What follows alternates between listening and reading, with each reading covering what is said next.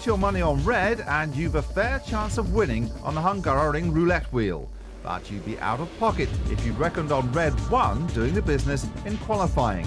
Rubens Barrichello outshone his world champion teammate to give himself pole position, and in defeat, Michael Schumacher was brutally honest. He was doing a good job and I couldn't match it. Indeed, even young Ralph came close to getting the better of his brother, Schumacher Jr. finishing a second ahead of Williams teammate Juan Pablo Montoya. From joy to utter despair as McLaren take 10th and 11th positions, easily their worst qualifying performance of the year. Feels like the first time I've driven this car. So alien, the response I'm getting. On a brighter note, a sparkling display from Giancarlo Fisichella puts Jordan on the 3rd row, alongside Jarno Trulli, who goes some way to silencing the Button Brigade as the Brit trails in 9th. Brightest smile of the day belongs to Minardi sub Anthony Davidson, who succeeds in qualifying for his first ever Grand Prix, although it took some effort. Yeah, I'll be able to sleep for sure. Naked.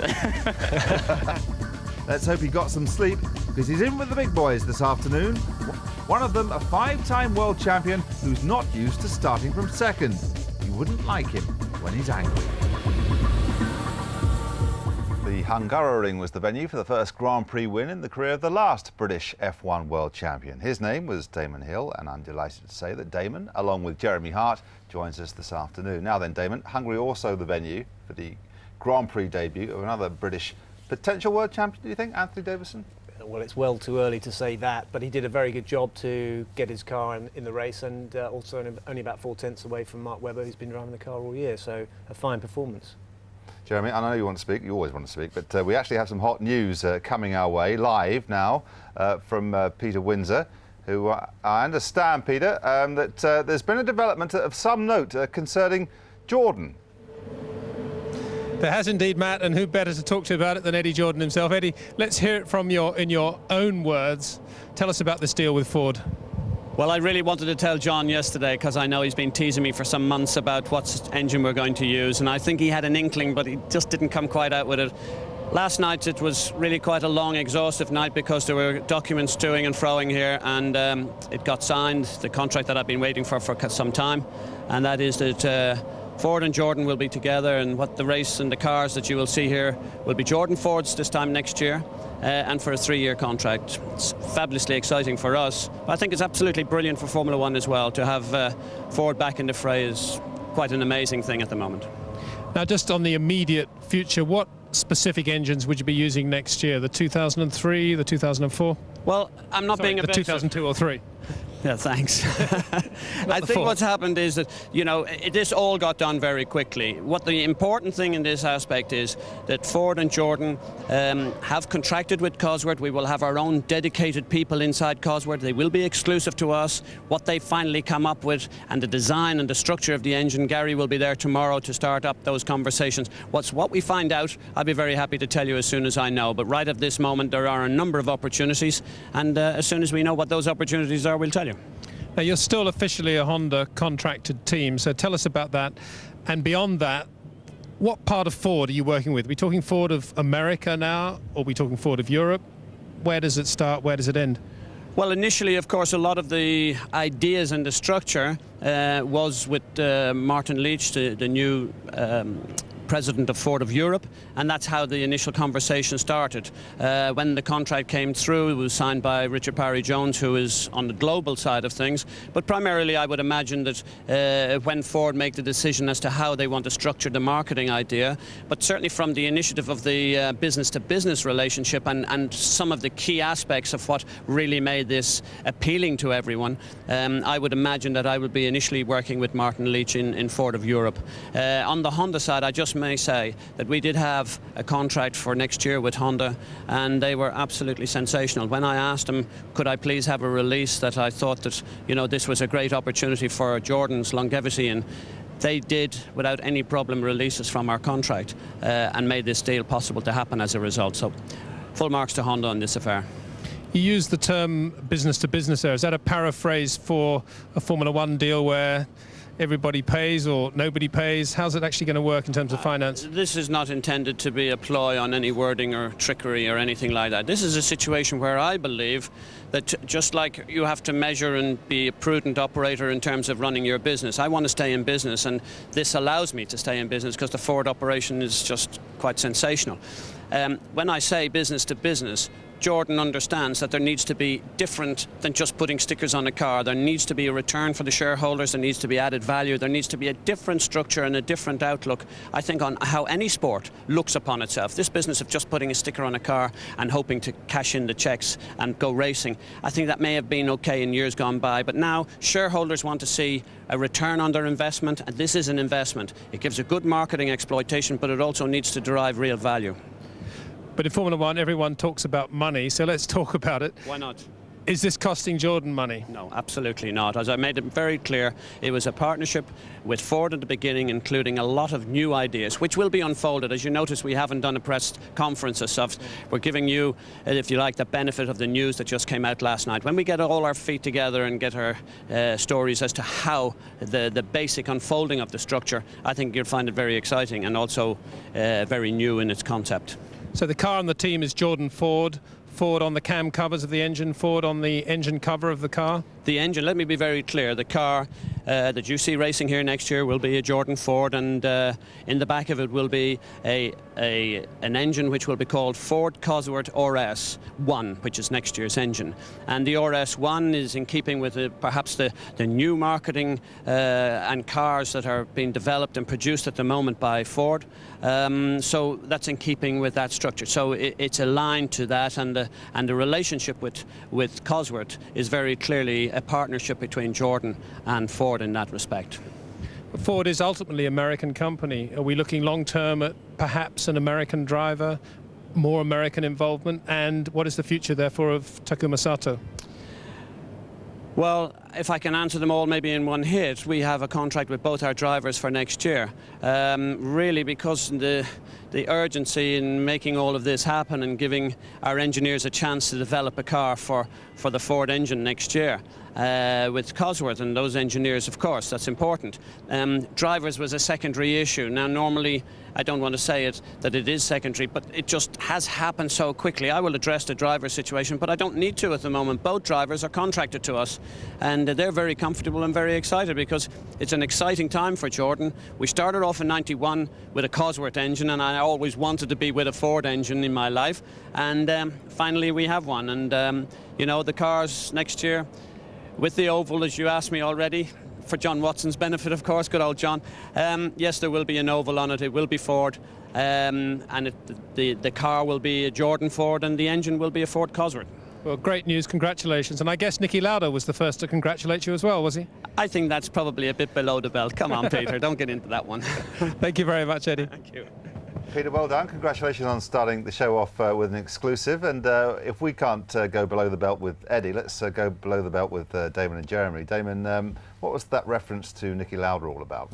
Well, Niki Lauda is supposed to be the head of motorsport for Ford, and he said all along that there is no other Ford deal going anywhere else other than Jaguar, and it would make sense if Ford have spent many millions of pounds investing in the Jaguar team, that they keep their eggs in one basket. So, I mean, there's a lot of spin there with what Eddie's just said. There's no question about that. But then he has got, I mean, if you wanted to have a wartime leader, Eddie's the man you'd have, because he managed to turn defeat into victory. You know, he actually has lost the Honda engine deal to BAR, and he's managed to turn this around into a victory for having secured a Ford deal from an unlikely situation.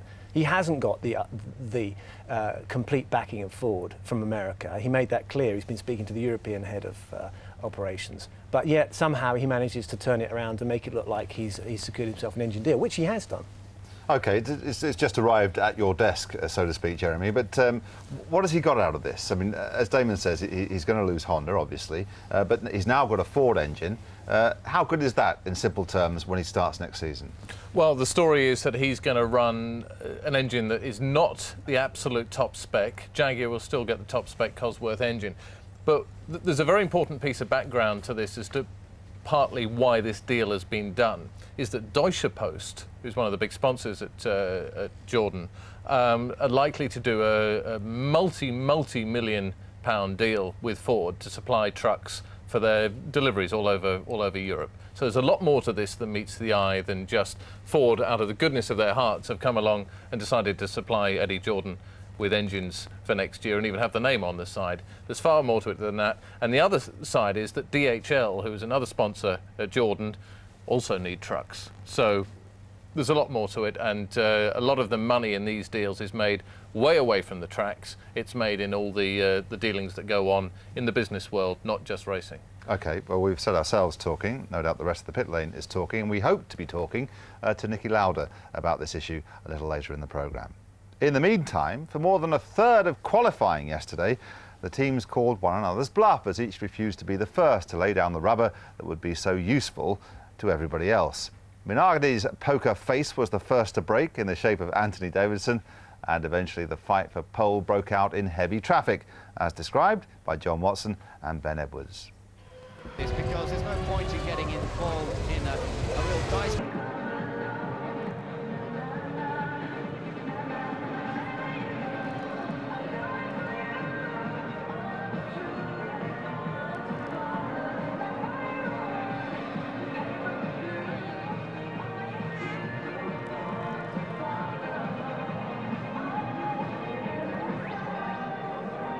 You always know it's a tough battle to overtake on this track, but it can provide some exciting racing, and the air temperature coming up almost up to 30 degrees Celsius. Yes, I mean, it looks absolutely glorious. I mean, you couldn't have a better day in Hungary to have a Grand Prix, and humidity, that's the key here because of all the mid-European rain that's been falling.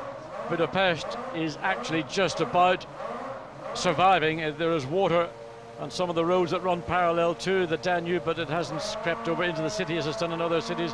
Nonetheless, 77 laps around here, Ben, exceptionally tough, and none more than for Formula One debutant Brit Anthony Davidson, who's done a very, very impressive job. I think everybody here in Hungary is very surprised about how good a job Anthony has done. He is 20th of 20. And more than a few grimaces after that lot. Here's what the top six had to say. Yeah, it was a good lap, and I've learned so much since since driving Formula One, and I'm enjoying forevermore. And it's been a good work since this morning with the car. Look confident, didn't know where to stand, but you always have to look for the positive side. And this afternoon it looked fantastic, so I just went for it. It's the motivation is no different, honestly. I still try and do the job, and especially in qualifying, you don't care, you just go for it. And in the race, we have to see how the race sort of develops. But motivation, it's actually more easy. It's just sort of fun. You come here, and I mean, you have seen me racing go-kart, and I sort of see it as an opportunity like that. Big difference in speed this weekend between you and Juan Pablo here. Well, perhaps for the second weekend in a row. He seemed very upset after qualifying, and there seemed to be a lot of changes going on in his car towards the end of qualifying. You were sitting there looking pretty serene. Big difference there. Yeah, I mean, it is the case sometimes. Sometimes you have the car and you feel happy, and then everything goes so easy. And then if that's, I have had it for 4 times in a row where I couldn't catch one anymore. Now it's 2 times different, but it still doesn't change that he's a very quick driver. It's just having a bit of a difficult time in a moment, and it can all be different tomorrow. I thought it was going to be a bit better from this morning. The car felt half decent this morning. It was the first time it felt good. And got into qualifying, and we seemed to went from bad to worst. But you gotta work a bit on the car and see what happens tomorrow. You gotta say the other tires seem to be working a bit stronger than ours at the moment. We'll see. It's been another great day for us. After the 6th place in Germany, we are 5th. Is the best qualifying session of the year, and we are very pleased. I am very close to Montoya, and so it's not too bad. The car is getting better, and the overall package was good today. Even the tires performance looks good, and I'm confident. It's going to be a difficult race, tough race physically and mentally, but I feel very strong and very positive for tomorrow. The whole team did a very good job. We've been working very hard from the morning. yesterday and this morning we weren't very happy about the car balance, but we managed to change quite a lot on the car and make it work very well for qualifying. So 6th place, I think it's a good result. Well, that's the reaction to qualifying. Now we're looking for the reaction to the story of the weekend so far, and that is that Jordan Ford will be the new name to be seen on the grid next season. The story broken by our own Peter Windsor. I understand, Peter, that it wasn't just us that you broke the story too. That's absolutely correct. The paddock's still buzzing, have to say, as it is the story of the weekend, perhaps even of the year. But we were, a couple of colleagues and myself, drawn into Eddie Jordan's office just after the warm-up, and he broke the news to us. And we then went down to the Jaguar motorhome, saw Niki Lauda there with his PR man, and said, "Can we have a reaction from you, Niki, to this news?" And he said, "What news?" And we told him the deal. And he was, I have to say, completely astonished. He immediately got onto his cell phone and rang Richard Parry-Jones to see what was going on, and said something along the lines of, as he left the motorhome, "This is completely opposite to what I'd been told was going to happen." So we have here, and you can see in the background, Niki Lauda's red cap. He's just talking to Willy Weber there. We have here a man who is in a very, very powerful position within the Ford Jaguar motorsport framework, actually apparently unaware of the details of the Jordan Ford deal, and that is an astonishing set of circumstances. Most of the teams in the pit lane now know about that lack of knowledge, if you were. And I just said to Niki, "Could we have a chat to you now?" And he sort of said, "A bit later on, please," and gave a relatively wan smile. So I don't think he's actually in the mood to want to talk to the British at the moment. I'm sure we'll get him during the day. There's no doubt about that, we'll get him.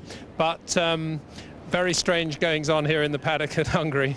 Peter, it's Damon. I don't know if you could hear, after you interviewed Eddie, I was talking to Matthew, and I mean, Eddie is a master at turning something into more than it actually is. I mean, he's not got a deal with Ford in America, strictly speaking, and he's actually engineered a deal with the European division to have Ford engines. And so from your point of view, you can see how Niki Lauda would be shocked at hearing this news, but actually it may have nothing to do with Ford at all. Well, I have to disagree with you there. I think that any deal with Ford is a deal with Ford of America, because by definition, Ford is Ford of America. Whether you're dealing with Ford of Europe makes no difference. Ultimately, he can now go to Detroit as a Ford team owner and put to them, for example, an American driver program, and I'm sure that's what Jordan will be doing. We all know that the Red Bull money is out there to support such a program, and Eddie is not slow in putting such deals together. And I think that we're trying to read a little bit more into this Jordan deal than there is. He has done the deal with Ford. He's not paying for the engines. He's got Cosworth engines for 3 years, and I take my hat off to him completely. And I don't think he's actually painting it up for more than it is. He will have the Ford logo on the car. It will be on the cam covers. Full marks to him. Hi Peter, Jeremy here. A couple of points. We were talking again after your exclusive this morning. Well done, mate. That was fantastic getting that this morning. The fact, though, that if Jaguar or Ford pull Jaguar out of racing in the future, it must be some kind of backup for Ford to have another team running their engines and their name on the car. But also, is there not, as we suggested earlier, a deal in place because of the Deutsche Post DHL connection to have lots of Ford trucks running around Europe thanks to the deal? Absolutely, and it's a very, very logical deal. It's exactly what Ford should be doing in Formula One. It's the sort of deal they want. We're living in hard times now. America is in a double-dip recession, as we know. And if Ford are going to stay in motorsport, they're going to need a deal like this to keep them in. If Jaguar keep hemorrhaging money with very little result, Ford will just be gone. And I think everyone in Formula One should be very pleased that this deal's been put together. And if it makes business sense to all parties, so much the better. What about Niki's position? Is he right on the knife edge now? If he doesn't know what's going on, his position must be far from tenable. I agree with you 100%. I mean, I can't speak about his position personally, but I don't remember a time like this when somebody in Niki's position was actually acting at variance with what was taking place, and it's an astonishing turn of events. Peter, thanks very much. Well done. You can go home, but not for another couple of hours. Let's have a look at... late now. All right. Lane, he goes. Let's have a look at the grid formation then ahead of the 2002 Hungarian Grand Prix. No prizes for guessing what colour the cars on 1 and 2 are, but is there a surprise about the fact that Rubens Barrichello has taken pole, Damon? Well, I don't think so. I think it seems to be inconsistent with the form that he's been showing this year. I mean, it's certainly not surprising Ferrari are on the front row. They've dominated this event. But I think Michael showed that he was pretty glum at being out-qualified by his teammate. So it was a good performance by Rubens. There is a theory, brackets mine, that that was team orders as much as we might see later on this afternoon for Rubens to win and to get himself nearer that second position. Well, much as a good driver Michael Schumacher is, I don't think he can actually qualify, what was it, 500ths of a second behind his teammate just to satisfy some sort of team order thing. That's pretty good if he can do that. One thing that's quite interesting at the moment, though, I mean, full marks to Rubens, great qualifying, and now he's in the perfect spot to win this race because it's very hard to get past on that first corner because it's very dirty, and once you're leading here, again, it's very difficult to get by. But there's no reason for team orders now. Yet Michael doesn't seem to have had that weight lifted off his shoulders since he won the World Championship a couple of weeks ago. It doesn't seem to be gloves off, let's all have fun and a really good battle.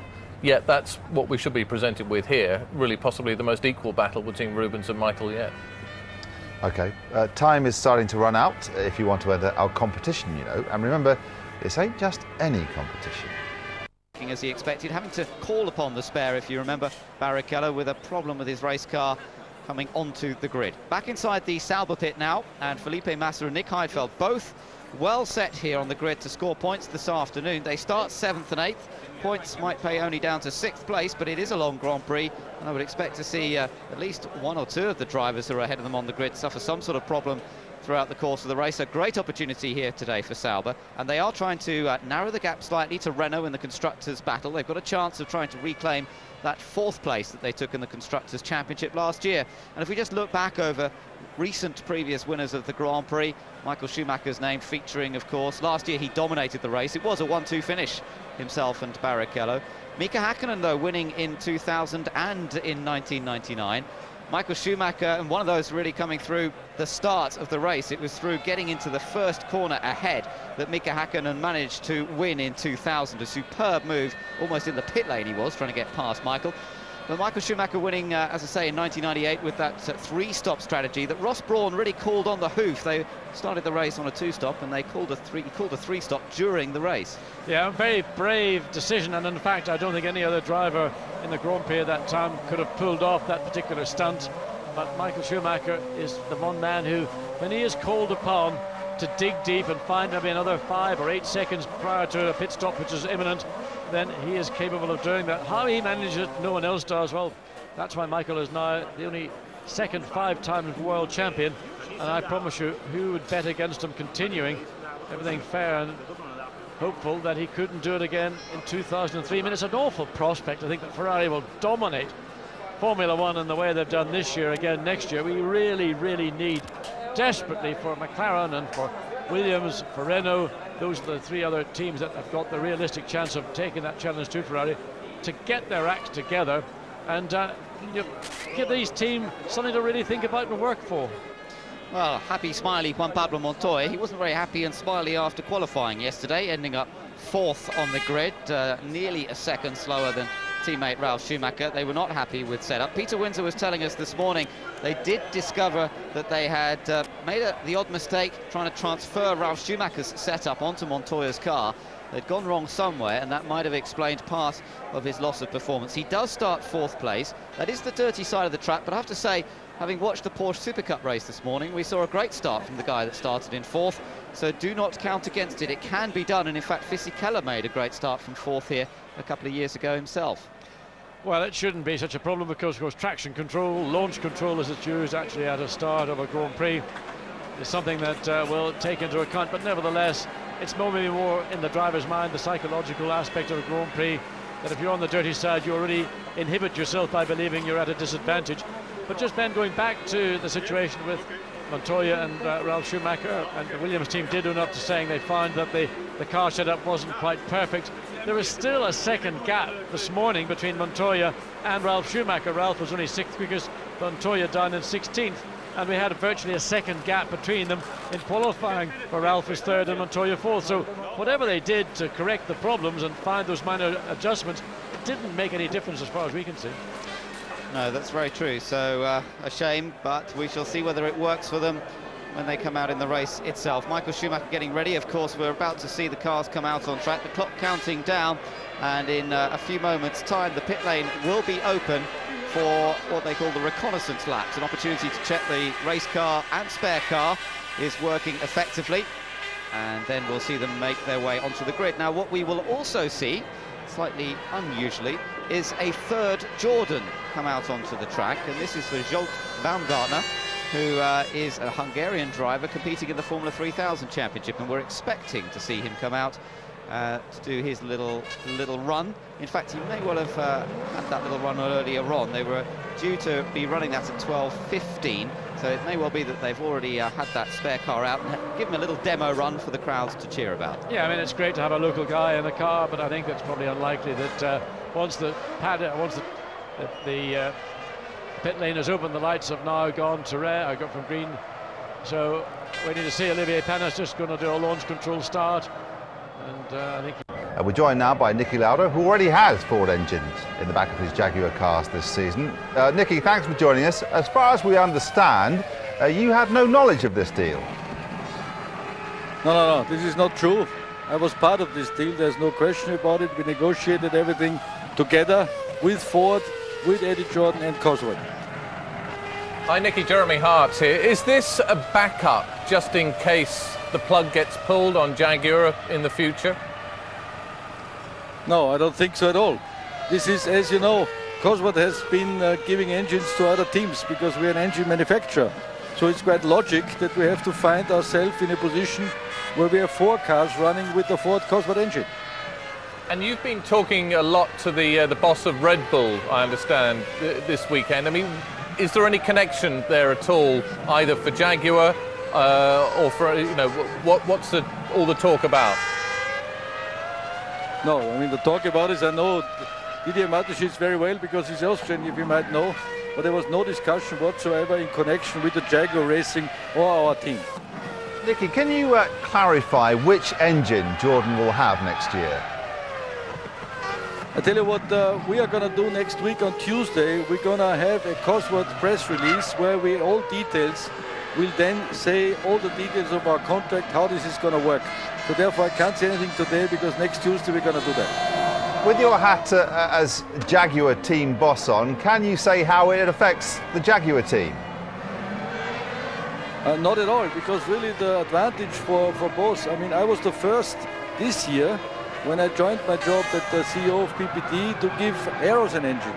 So the simple reason is I have 4 engines in the field where we can develop engines quicker, and in the end we both have more competitive engines. So this is my view, because in the end you have to build a good car with a good engine if you want to win here. Niki, Damon, we'd be interested to know then, is the payment for these engines coming from the Jordan team or one of his sponsors, or is it Ford that are paying for his engines? Now, all these details, honestly, we have to tell everything on Tuesday next week. This is the plan from Cosworth, and I have to stick to this, so we're going to do this all on Tuesday. Niki, thanks for your time. Good luck in the race. Thank you. So the stage is well and truly set for race 13 of the 2002 Formula 1 season. I don't know if Michael Schumacher is superstitious.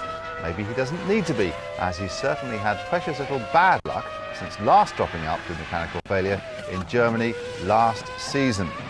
A win today will make it 10 so far this year, a new record for victories in a single season. And funny we should be talking about Michael Schumacher. First, I don't say face, helmet that we see in preparation for the race. Yeah, he was on half rations of humour, I think, after yesterday's Not like him. Yeah. Well, he's really on full rations, but he was on half his normal half rations. But I think it'll be interesting to see where he comes from, though, on second place on the grid. He's on the dirty side, yet you know, if anybody can do it, he can, alongside Rubens Barrichello. But team orders, absolutely not. This is the gauntlet's down. Rubens has got his best chance in the last few races to win here, and let's face it, he deserves it after all the backup he's given Michael this season. We heard from Niki Lauda just a few moments ago. Peter Windsor, interested to hear Nicky's comments. One thing you said another, Pete. Looks like it, doesn't it? Yes. All I can say is that a colleague and I went down to the Jaguar motorhome immediately after we'd spoken to Eddie Jordan and said, Nicky, can we have your reaction? He said, reaction to what? And we said, the Jordan Ford deal. And he said, and I quote, I know nothing about it. What is this? So you tell me. Peter, as Damon, I think we ought to, perhaps you can actually fill it in, but I mean, why is it, it seems to me it's particularly relevant at the moment with Formula One being invested in so heavily by motor companies. It is actually an issue because Eddie has always been against, he's actually, whether it's because he can't get a big car manufacturer to back his team or what, but he's always been against massive investment by car manufacturers. And here we've got a really classic example of a team like Jaguar who are supposed to be taking all the money from Ford and investing it, and another team trying to survive by getting an engine deal. Is Formula One better or worse with these car manufacturers involved? I think what Eddie's always been against, if I read him correctly, is Ford doing what they've done with the Jaguar team. In other words, running a team themselves and controlling that whole operation. Eddie always believed about teams with manufacturers supplying the engines, which he's now done. And I guess in the future he will hope that Ford's involvement is unique to the Jordan team and that the whole Jaguar thing is a healthy way for Formula One to exist in the future. So I should think he's very happy with the way things are going. And if I was in the Jaguar camp, I'd be very nervous right now. You're not a bad judge, Peter. Back to you in a couple of moments. In the meantime, your colleague Bruce Jones has caught up with Ottmar Safnauer of Honda to talk about the engines that Eddie's leaving behind, I presume. Ottmar Safnauer of Honda Racing. The announcement came out just an hour or so ago that the Honda engine deal with Jordan will be terminated at the end of this year. What can you tell me about that? That's right. At the end of this year, Honda will be focusing all of its efforts with British American Racing and not with Jordan any longer. It was a mutually agreed decision. We did have a contract with Jordan for another year, but both we at Honda and Jordan agreed that they would be better off with perhaps a 3-year contract somewhere else, and we may be better off just focusing on one team. So obviously you're going to be focusing on British American Racing. How much more attention will you be able to give them next year? Is this the key to Honda sort of moving closer to the front of the race order? Yeah, this will definitely help in that regard. For instance, this year when we had an upgrade of the engine, we shared those engines, the precious few, with both teams.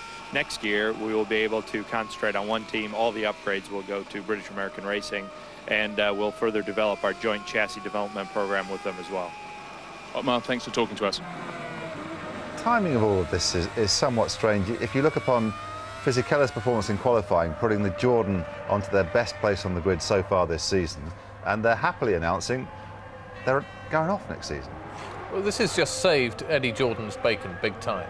And he had the contract, as everyone said. He said, as the guy from Honda just said just then, that he could have raced with Honda next year. But beyond that, he had nothing as far as we know. But to have this saving grace of the engines from Cosworth with whatever the Ford deal is to fund it has saved Eddie, given him a lot of breathing space, and will also make the driver choice interesting for next year, because no longer does he have to put Takuma Sato in the car because of the Honda connection, although Sato, as we understand, has a contract with Jordan still for next year, as does Giancarlo Fisichella. But more likely, we could see Heinz-Harald Frentzen back at Jordan. We could even see Eddie Irvine at Jordan because of the Benson-Hedges connection. So it's complete change around, and it really has saved Eddie Jordan from a possible very, very disastrous year next year with nothing in the bag for the year after. So it's given him some major breathing space and saved Jordan Grand Prix. But what about what he's leaving behind? Now BAR have the sole attention of Honda, an engine which apparently is starting to cook nicely. Does that mean that we should look forward to a good season next year for Villeneuve, if he's still there? I think that when Honda came into Formula One, I think they still viewed it that they could supply an engine to a team and the team would make their engine look good, or the other way around. And Formula One has changed enormously. I mean, you know, we've got a team like Toyota who've set up entirely their own team. They're from scratch. You've got Ferrari, who've always had their own engines and car built together. And you've got teams like Williams, we're just looking at now, who have had allegiances, very close allegiances with engine manufacturers, but they're still basically hanging on to their part of the deal. And then we've got Jaguar, who were an already established team, who are trying to brand themselves as a Jaguar, but actually running a Ford Cosworth engine. And the difference is that it's much easier if you can work together with an engine manufacturer and the designers of the cars to build yourself the ultimate machine. And it's such an expensive sport now that it makes sense for someone like Honda to align themselves with one team and just put all their eggs into that basket and invest their money in one place rather than spread it around. But we don't have to go back too many years, Damon, and Honda were had set up their own Formula One team and were very close to actually racing it. In fact, they were. You're absolutely right. They were trying to do that, and one of the things that stopped that was that Eddie Jordan got a Honda engine deal. If you were going shopping, if such things happen next season for an engine, and you had a choice between what Honda will provide and what Eddie Jordan will get from Ford, which would you buy? Well, you know, I think it's my view of this is just to clear things up. To me, Eddie Jordan has saved face because he's actually lost the Honda engine deal. That's what's happened. BAR won the Honda engine deal off of Eddie. He had hoped to get the Honda engine deal exclusively. He was already paying some money to get Honda engine deals anyway. And he's now lost that. And what he's got is a customer Cosworth engine deal. And he's turned it around to make it look like he's getting sponsorship from Ford, which he's not. All these problems are miles removed from those at Ferrari. What problems, you may ask? Here's Peter Windsor with Ross Brawn. Ross, could you share the joke with us? Seem to be having a bit of a laugh on the radio there. It was a bit rude, actually. I don't think I should. Michael or Ruben? No, the driver's out of the car. I was talking to one of the engineers. So. Everything okay with the cars? No last-minute glitches? No, seems okay. Michael was just checking some tyres because he flat-spotted a tyre this morning, and a tyre that we wanted to use in the race. So we had it rebalanced, and he was just checking on the outlaps to make sure it felt okay. I gather Michael used a completely new set in qualifying and Rubens had a mixed set. Does that affect Michael's new tyre choice in the race, a number of new tyres available to him in the race? He does have enough. Yeah, not quite. No, we'll be running scrub tyres at the front in some of the sessions. Rubens had a complete choice because he ran a scrub set of fronts for qualifying. I think retrospectively it gave him a little bit more stability in qualifying. With Michael, I think he had the fastest T-section times, but not altogether. We either got it right at the beginning of the lap or right at the end of the lap. So retrospectively, probably with Michael, it could have been better to have had scrub fronts as well. A lot of talk about how dirty it is offline here. How big a disadvantage is it to be on the right-hand side of the grid, do you think, here? It's a little bit. It's not too long a run into the first corner, but it's a little bit of a disadvantage. I mean, the modern start systems puts everyone pretty equal in that respect, so it does just depend on the grip, but I'm sure Michael's going to be trying to get across to the other side as quickly as he can. We look forward to seeing that. Thank you, Russ. Good luck. The question is, does he get across to the other side in front or behind Rubens Barrichello, and in fact the two Williams as well? That'll be an interesting scrap for the first corner. It was His Royal Highness the Archduke Otto von Habsburg, but I don't suppose either of you did. We had lunch the other day, actually. You weren't able to make it. Ralph here is pretty pleased with himself, I think, for qualifying nearly a second ahead of his teammate. It's worth making that point because Montoya there, we're watching Montoya, he's actually, although he's a second behind, being hugged by our leader here at Sky, Mr. Eccleston. And yeah, he is a second behind his teammate, and yet he's not a place further down the grid. He's only he managed to keep his place. So that's how big the difference is between Ferrari and Williams and the rest of the field. And the next person is Fisichella, who did an absolutely brilliant job getting himself that far up the grid. But he's a brilliant driver, and Fisichella really should have a stab at the world champion. He should be in Ferrari, I think. All right, I don't about a stab at the World Championship just yet, but a stab at your first Grand Prix is many a young man's dream. Anthony Davison joins us live now, right from the grid. Anthony, I asked you this question on Friday. I've no embarrassment about asking you again. How does it feel? It feels amazing. There's so many people here, and the parade lap as well of all the drivers was an experience. I stood alongside DC and Takuma, and it was great to speak to those guys. Anthony, Damon Hill here. I would give you some advice, but I don't think you need any. We all think you've done a great job to get in the race, and you're also in a brilliant position to be able to see what's going on. There's nothing behind you. Maybe it's a good place to start from. No, go on, Damon, give me some advice. I need it. Well, I think I was in a Brabham once, and I just kept going, and I nearly ended up in the points. Hungary's a very long race, and you need the experience. So you're just keeping going is actually a really good tactic in this race. Yeah, that's all I can do from this position, I think, just to keep going and just to read the race and see what happens. Anthony, you obviously want to, it's Jeremy Hart here, you want to keep yourself out of trouble, I guess, during the race. Are you psyched up, though, for the fact that you're going to have Michael Schumacher coming round, maybe lapping you a few laps into the race? You're going to be fighting with the best drivers in the world. How do you get to grips with that psychologically? Obviously, you've got the talent, otherwise you wouldn't be there, but mentally you must be sort of scrabbling for some inspiration. Well, I hope it doesn't work out that I'm actually fighting with them. That wouldn't be too good. I want to get out their way, and I know I'm aware that I've got a big responsibility to do ahead of me, and I just want to have a nice, clean end to the weekend. What would be a good result for you? Back of the grid, just finish the race. That's all I'm interested.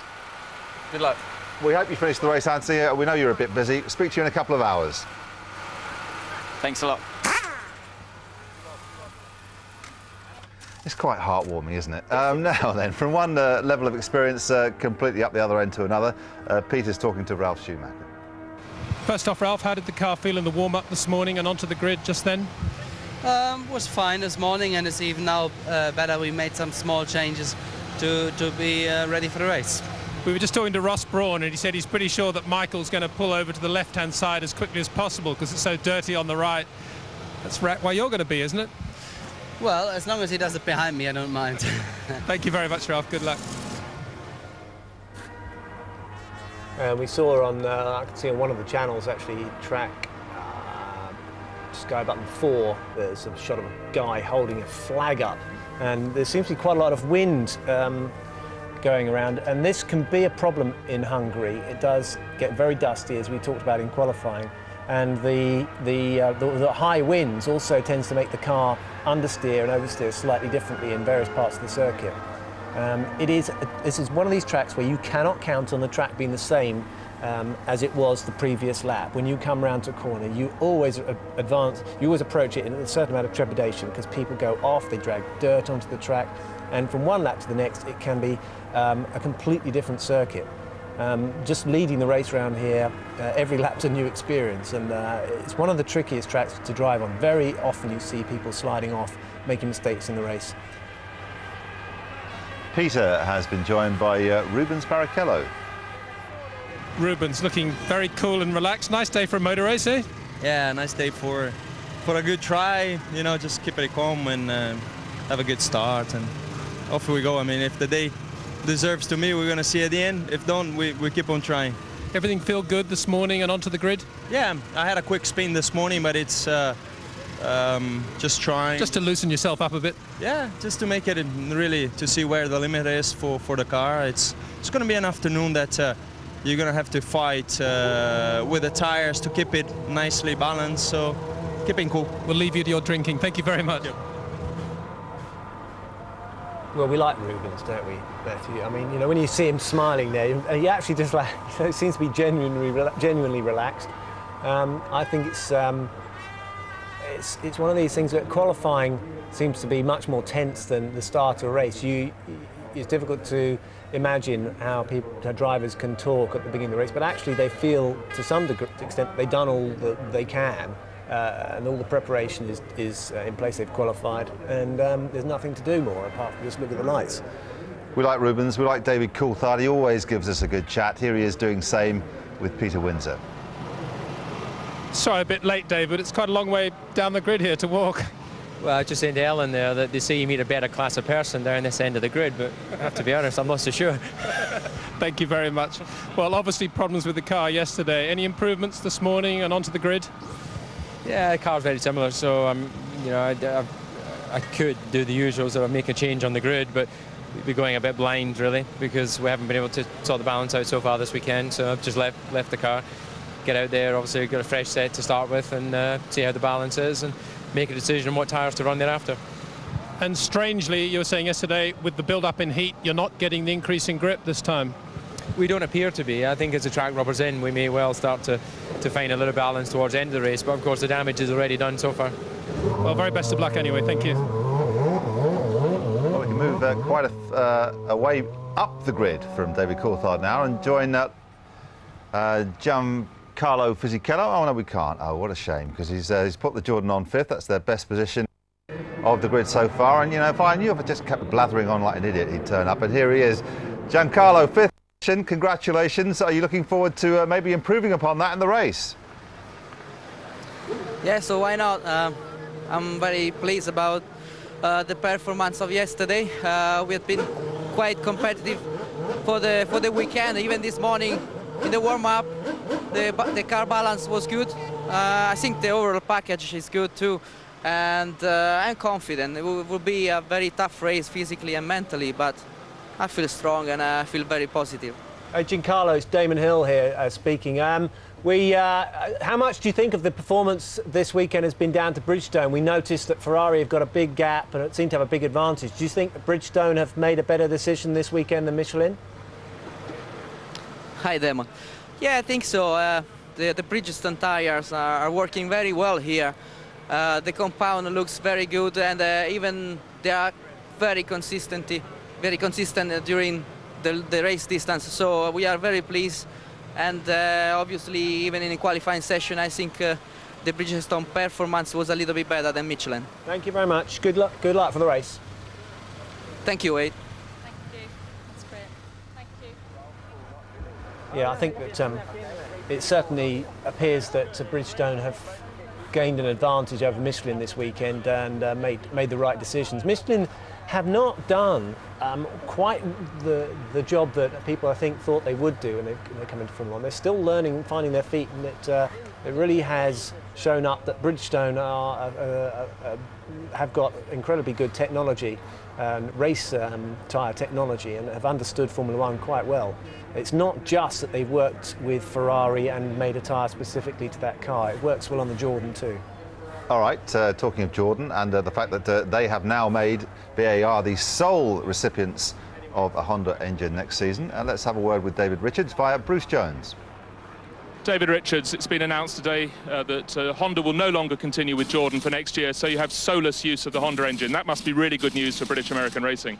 Well, it's a relationship that's been developing over some months now, working more closely with, not just on the engine, but we're working on a lot of chassis development work and really forging a very close link between the two organisations.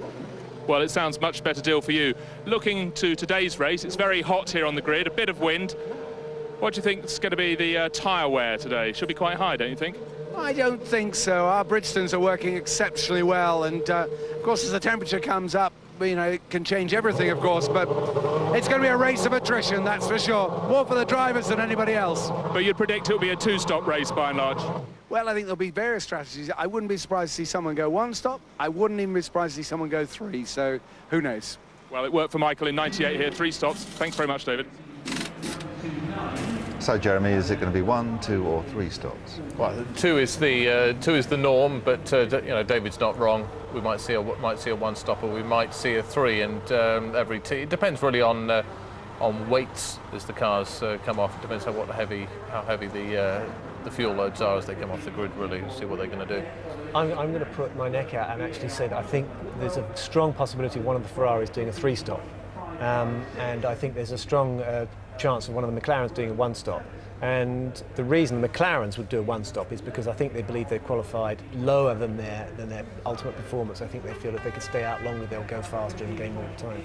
We spoke to Giancarlo Fisichella a moment ago. He's joined on the third row of the grid by Jarno Trulli, who's joined now by Peter.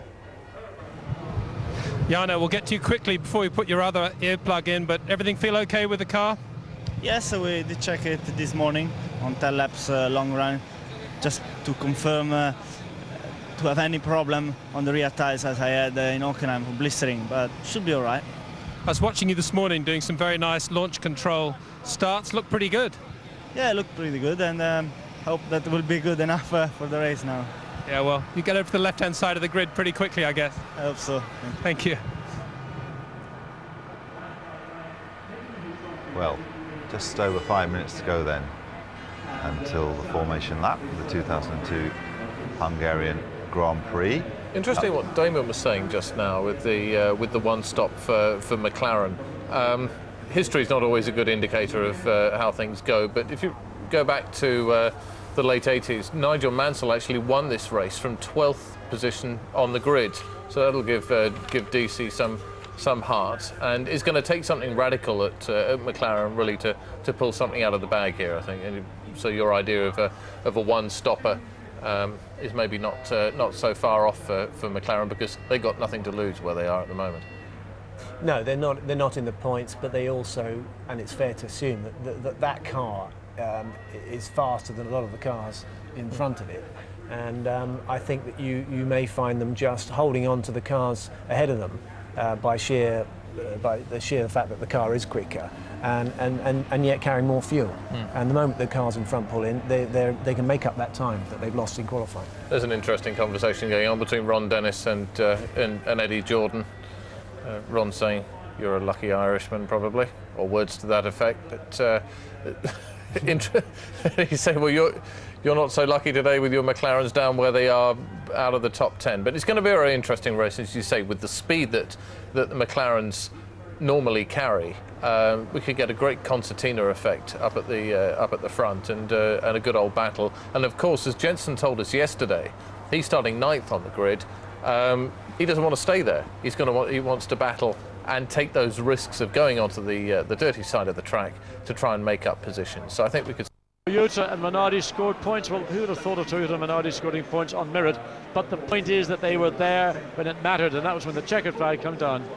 So looking at the track layout once again, the lap record existing to Mika Hakkinen last year, 1:16.7. I think that's likely to fall here today, with the improvement in performance that we saw in qualifying over the times that were set last year. About 7/10 of a second, 3/4 of a second improvement from qualifying in this year to last. So we could be looking at a 16.0 perhaps as fastest lap if we can extrapolate that the same way. We'll have to wait and see as to what happens. Just 3 minutes to go now. The safety car making its way around for a final checkup of the circuit to ensure that everything is clear. And Barrichello and Michael Schumacher will head the field away at the start of the formation lap. Absolutely perfect weather conditions. Let's just check through this grid once again as the Ferraris will head them away. So Barrichello, Michael Schumacher and all Ferrari front row. Ralf Schumacher and Montoya with Williams on the second row. Then it's the Jordan of Fisichella, the Renault of Jarno Trulli, and then the two Saubers together, Felipe Massa and Nick Heidfeld. Jenson Button and David Coulthard could be battling over a top 10 position, starting 9th and 10th on the grid, and Kimi Räikkönen has lots of work to do, starting in 11th place, held up a little bit yesterday, but also part of the whole McLaren question as to why they couldn't get more pace out of the car. Olivier Panis, keep an eye on him, starting 12th, has certainly been going quickly all weekend. Now he has to try and fight his way through the order. His teammate Villeneuve starting 13th. Then it's Sato and De La Rosa and Irvine, the two Jaguars together there on the 8th row of the grid. Right behind them, the two Toyotas, and then again in team formation all the way to the back of the field, we have Mark Webber and new boy Anthony Davidson, and both Minardis making it well into the Grand Prix this time. No problems of non-qualification. Anthony Davidson stepping into the shoes of Alex Young and making it safely and very competently. Sadly, only 20 cars on the grid as the Arrows team not competing in Hungary. No, that's a disappointment. Hopefully they will be back for Belgium. As we look at the grid, as the 2 additional slots that are not being filled here this weekend, 21 and 22. Well, we don't know who would have been there. It may have been the 2 Minardis. Probably it would have been in reality, because the pace of the 2 Arrows has always been this year ahead of that of Minardi.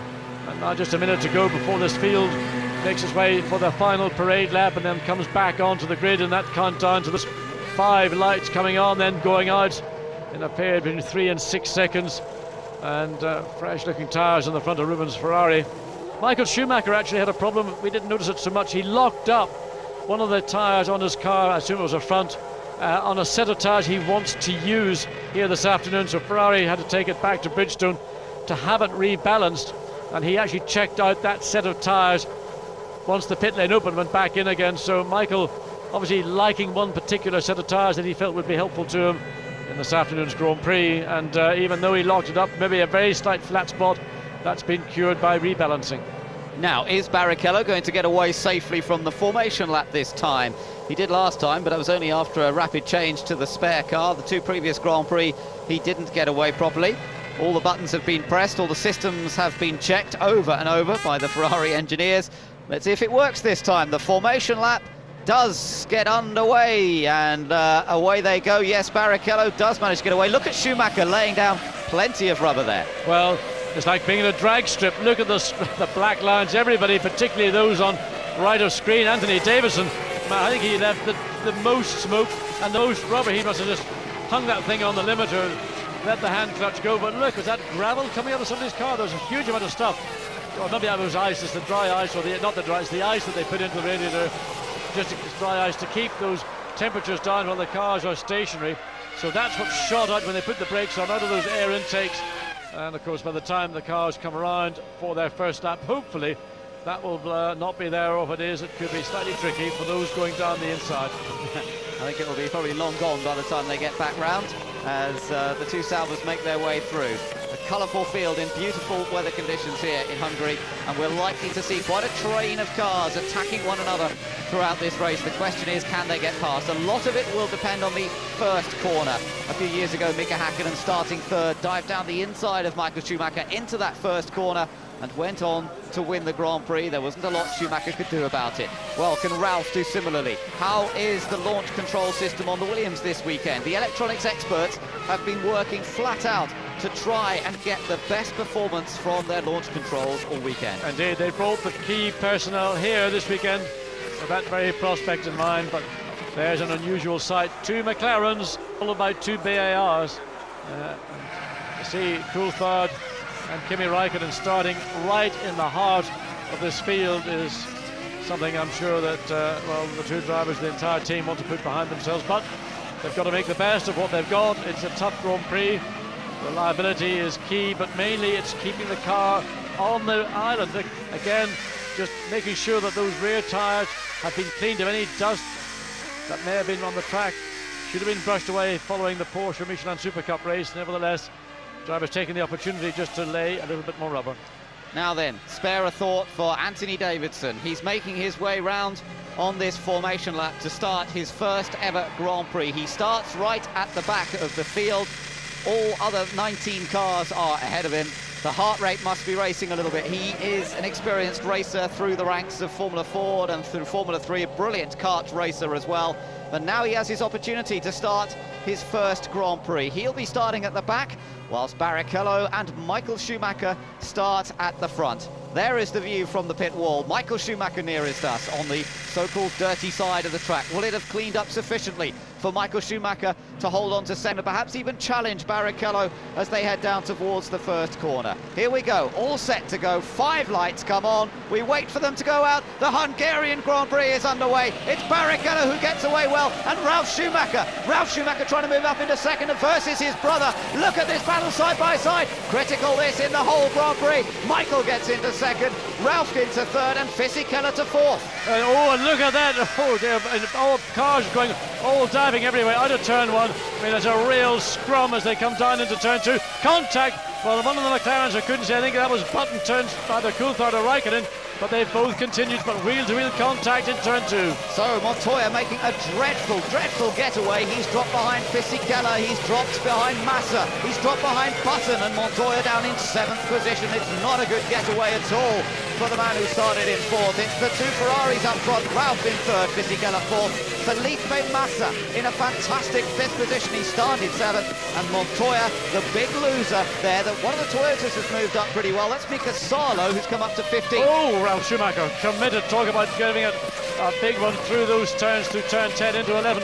But that contact was Nick Heidfeld and David Coulthard we saw in turn 2. But look at the Ferraris already. They must have pulled out, well, the best part of nearly 2 seconds.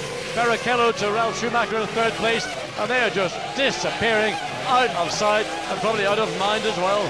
Michael Schumacher always knew it would be tough to hold on to 2nd off that dirty side of the grid, but he did manage to do it, and he's now hounding Rubens Barrichello. 3rd place for Schumacher, Ralph. Then it's Fisichella, Massa. Button. Trulli didn't do well at all at the start. Trulli, in fact, swapping positions with Button. They started 6th and 9th in favour of Trulli. They now run 6th and 9th in favour of Button. Looking back from Montoya's Williams, that's Kimi Raikkonen in the McLaren. And they are within, well, it's showing a 10th of a second on the screen. The reality is it can't get much closer. Barrichello stretches that lead, it's half a second at the end of the first lap. It's irrelevant because really you can't run very much closer than that, particularly in a single-seater car on the Hungaroring. You don't want to either. You don't want to inhibit the airflow through the radiators. But good job, good start from Fisichella and Felipe Massa. Well, let's take another look at the start. Lots to watch out for. Bad start for Jarno Trulli from 6th place on the grid. Montoya also slow away. Fisichella got past him. Trulli initially got ahead of Montoya. Look at, I think that was Button trying to come around the outside into the first corner, and then Button going side to side with his teammate. Trulli very slow in the mid part of the corner. And then Raikkonen also on the inside cut up, so Trulli got in it was a real sandwich there, and it was a tough break, because whichever way he looked, he had traffic on the inside, traffic on the outside, and he did the right thing, we'll just let them all go. Yes, but it's lost in a lot of places, and at this place it is very difficult to make them up around the Hungaroring. Here is Felipe Massa then, running in 5th position. Good getaway for him, managed to stay out of trouble. All 20 cars making it around safely. Davidson on his Grand Prix debut, getting through those first tricky corners very safely. He is last, but he's still running. The McLaren team were in the pit lane. They've just walked back into the garages. I think they may have been worried. This is the view from Jarno Trulli. He started on right. There's Felipe Massa. Just ahead, you see Giancarlo Fisichella. Then Button comes round the outside. Watch for Kimi Raikkonen up the inside. Now there's the reason why Trulli just had no choice. Button on Raikkonen, dive down Raikkonen. I think that was Montoya actually, John. I think it was Montoya who was on his inside in the Williams there, and that was the Renault of Button. Okay, there's the contact. That was David Coulthard this time. Yeah, then the McLaren coming past there, so it was all going on there, wasn't it? Right in the middle, and Montoya and Button also virtually banging wheels as they came out of turn 2. Yeah, that was a fairly severe knock. That would not be ideal, because your front suspension, your front toe could be damaged by that. So Williams panic. Oh, this is a replay. In fact, they're just looking at what may have been an incident. That was at the start of the race. It's all okay. It just, unless you saw the replay on the screen, you would have thought there was a big panic for Williams. Well, the other big loser on the start was Olivier Panis. What a shame. He's been running well this weekend. Poor qualifying in the end, and he's down to 19th. He's only ahead of Davidson. So, and there's only a tiny gap between them. Davidson's staying with Panis at the moment. In fact, Webber, well, they're all together. It's just a whole train of cars towards the back of the field currently, separated by tenths of a second everywhere. As we look at the order a little bit further up front, Michael Schumacher with the fastest lap as he chases down Barrichello up front. The 2 Ferraris getting away. The gap back to Ralf Schumacher already 4.2 seconds. So Raikkonen looking forward to Montoya through turn 4. In the sprint down into turn 5. Yeah, now these two had quite a tussle last time out at Hockenheim, didn't they? But that was for a slightly better position than this. They're in 7th and 8th places, really not ideal. Raikkonen getting the better of the start, considering he started 11th. Montoya started 4th, and there he is down in 7th. Yeah, because remember, I don't know how much fuel there will be on Montoya's car. On the other hand, Raikkonen might be in a lower fuel, but remember also that the Williams is generally considered more, it just uses its tyres more, it wears them out quicker. The McLaren now with fuel on board might be that little bit easier, and that's why we're seeing Raikkonen now putting pressure onto Juan Pablo Montoya, and that battle for 7th place. Barrichello and Michael Schumacher lead, pulling away from Ralf Schumacher in third place. Then it's Giancarlo Fisichella. A good, strong fourth place for the Jordan at the moment. Can they hold on to that? It's a long, long way to go in this Grand Prix. 77 lap race. There's still 73 to go. These two lead cars are pulling away by a second a lap. Barrichello, new fastest lap, 18.5. The best of the rest is from Fisichella and Ralf Schumacher on a 19.7. Put a wheel on the dirt, just turning into turn 4 there. Barrichello didn't actually affect him, but perhaps indicating that he's pushing very hard indeed as he tries to stay ahead of Schumacher and pull them away from their competitors in third and fourth, Ralf Schumacher and Giancarlo Fisichella. Other battles going on, just coming through the shot, Montoya, then Trulli with Coulthard right behind him, and then the second salvo of Nick Heidfeld. He was only one place off his teammate in qualifying, but with that first lap sort out, Massa is 5th and Heidfeld is 11th. And Jarno Trulli doing the best he can to fend off David Coulthard, who basically is capable of running quicker in a race condition than the Renault. But of course the problem here is, where do you find a way past?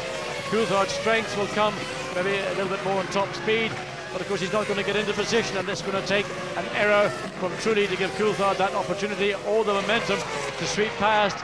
And the only place that's realistic is here, but he's got to be right on the gearbox of the Renault, and so far he's not shown signs of getting close enough to do so. Look at these two going, the two Ferraris just disappearing up front at the moment. Rubens Barrichello, after 5 laps, already has a 6.1 second advantage over Ralf in third.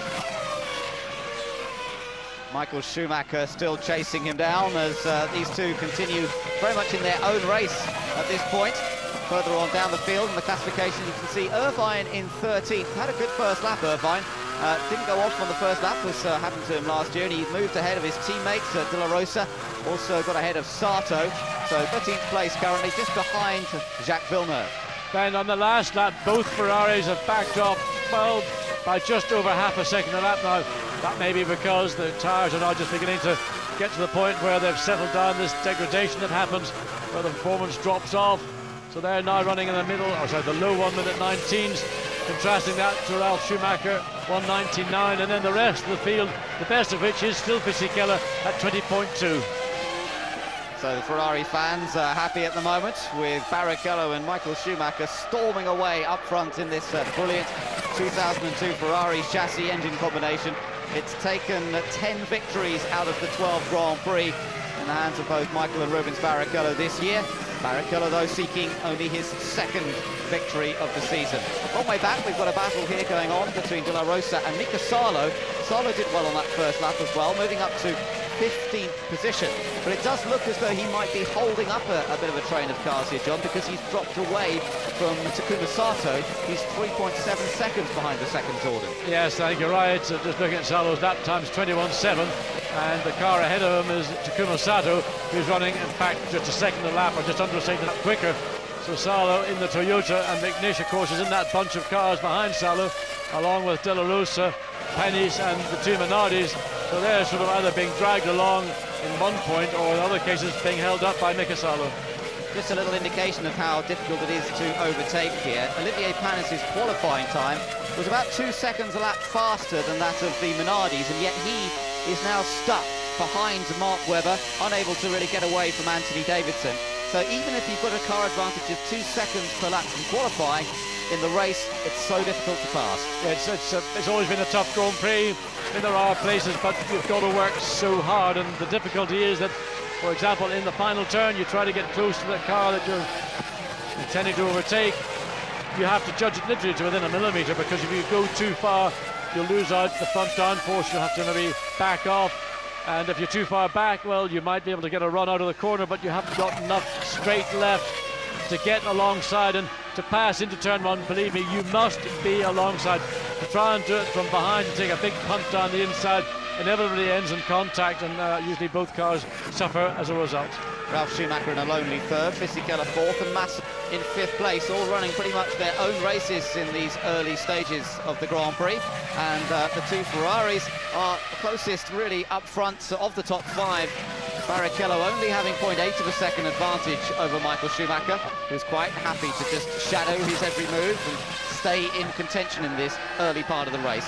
2 stops normally here at Hungary, so it won't be until we get to about lap 25 that we'd expect to see people coming into the pits. We're coming around to complete lap number 8 at the moment. Still very early days. It's all about establishing that initial gap here. And then on lap 8, the gap is 8 seconds to Ralf Schumacher in 3rd place. Barrichello, another fastest race lap back now into the low 1-minute 18s. Now, that period when they went into the 1-minute 19s, suddenly the pace has been picked up again. Rubens 18.3 on the last lap, Michael 18.4, Ralph on a 19.3, Fisichella 19.7, and then the rest of the field in the 20s, 21s, and for Anthony Davison, the sole 1-minute 22. Well, I think the Ferrari team loves this Hungarian circuit. I have to say, they wrapped up the driver's title for Michael Schumacher here last year, and they took a 1-2 finish on that occasion. You have to say they're looking superbly good in these very early stages so far, pulling away from the opposition at quite a rate, as we just pick up the leaders on the back section of the track once again. Still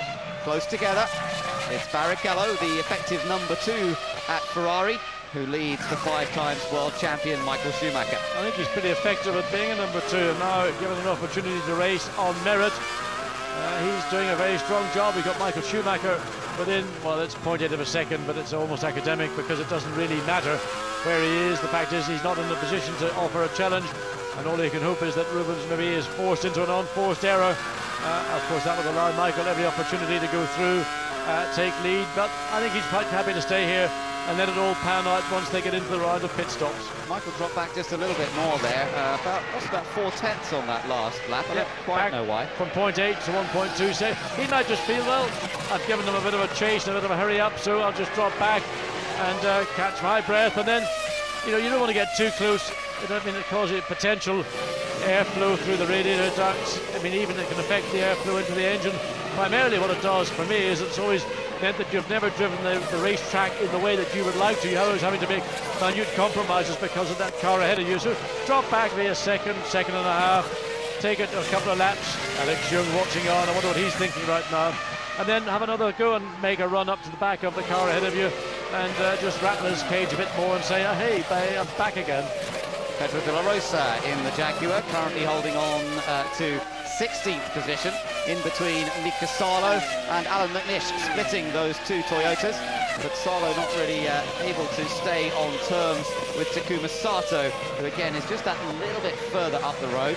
They qualified close together, Toyota and Jaguar, and there they are running close together. 2 of the major manufacturers, of course, involved in Formula 1. Desperate for a little bit more performance, the 2 of them. Toyota had a great start to the season, but the last few Grand Prix have been difficult for them. Well, in the meantime, Michael Schumacher didn't take very long. He's got that gap back to a second. He's had another fastest lap, so he's got his 1 lap breath, and he's back on Rubens' case, and suddenly the Ferrari in the lead will find its 2 mirrors are getting filled once again by Michael Schumacher in his Ferrari. That helmet, you know, the best thing Rubens can do is just switch off the mirrors and forget about it, and whatever happens, happens. Very true. Meanwhile, further back, let me just tell you that Montoya still holding on to 7th place, with Kimi Raikkonen breathing down his neck all the time, and Jarno Trulli not far behind. Coulthard is also in that battle, with Heidfeld a couple of seconds further back in 11th place. All cars are still running, as we've had 10 laps completed here. Nobody has retired, no mechanical misfortunes, and amazingly, no problems on that opening lap. Everybody safely negotiated their way through the first 2 corners. And so everybody clean at the moment, no gravel traps in use. Barrichello and Michael Schumacher, there they are, heading the field here, dominating and looking set to really show everyone else how good this Ferrari is this year. That team of Ross Brawn, Rory Byrne, headed by Jean Todt, of course, who's put all these people together.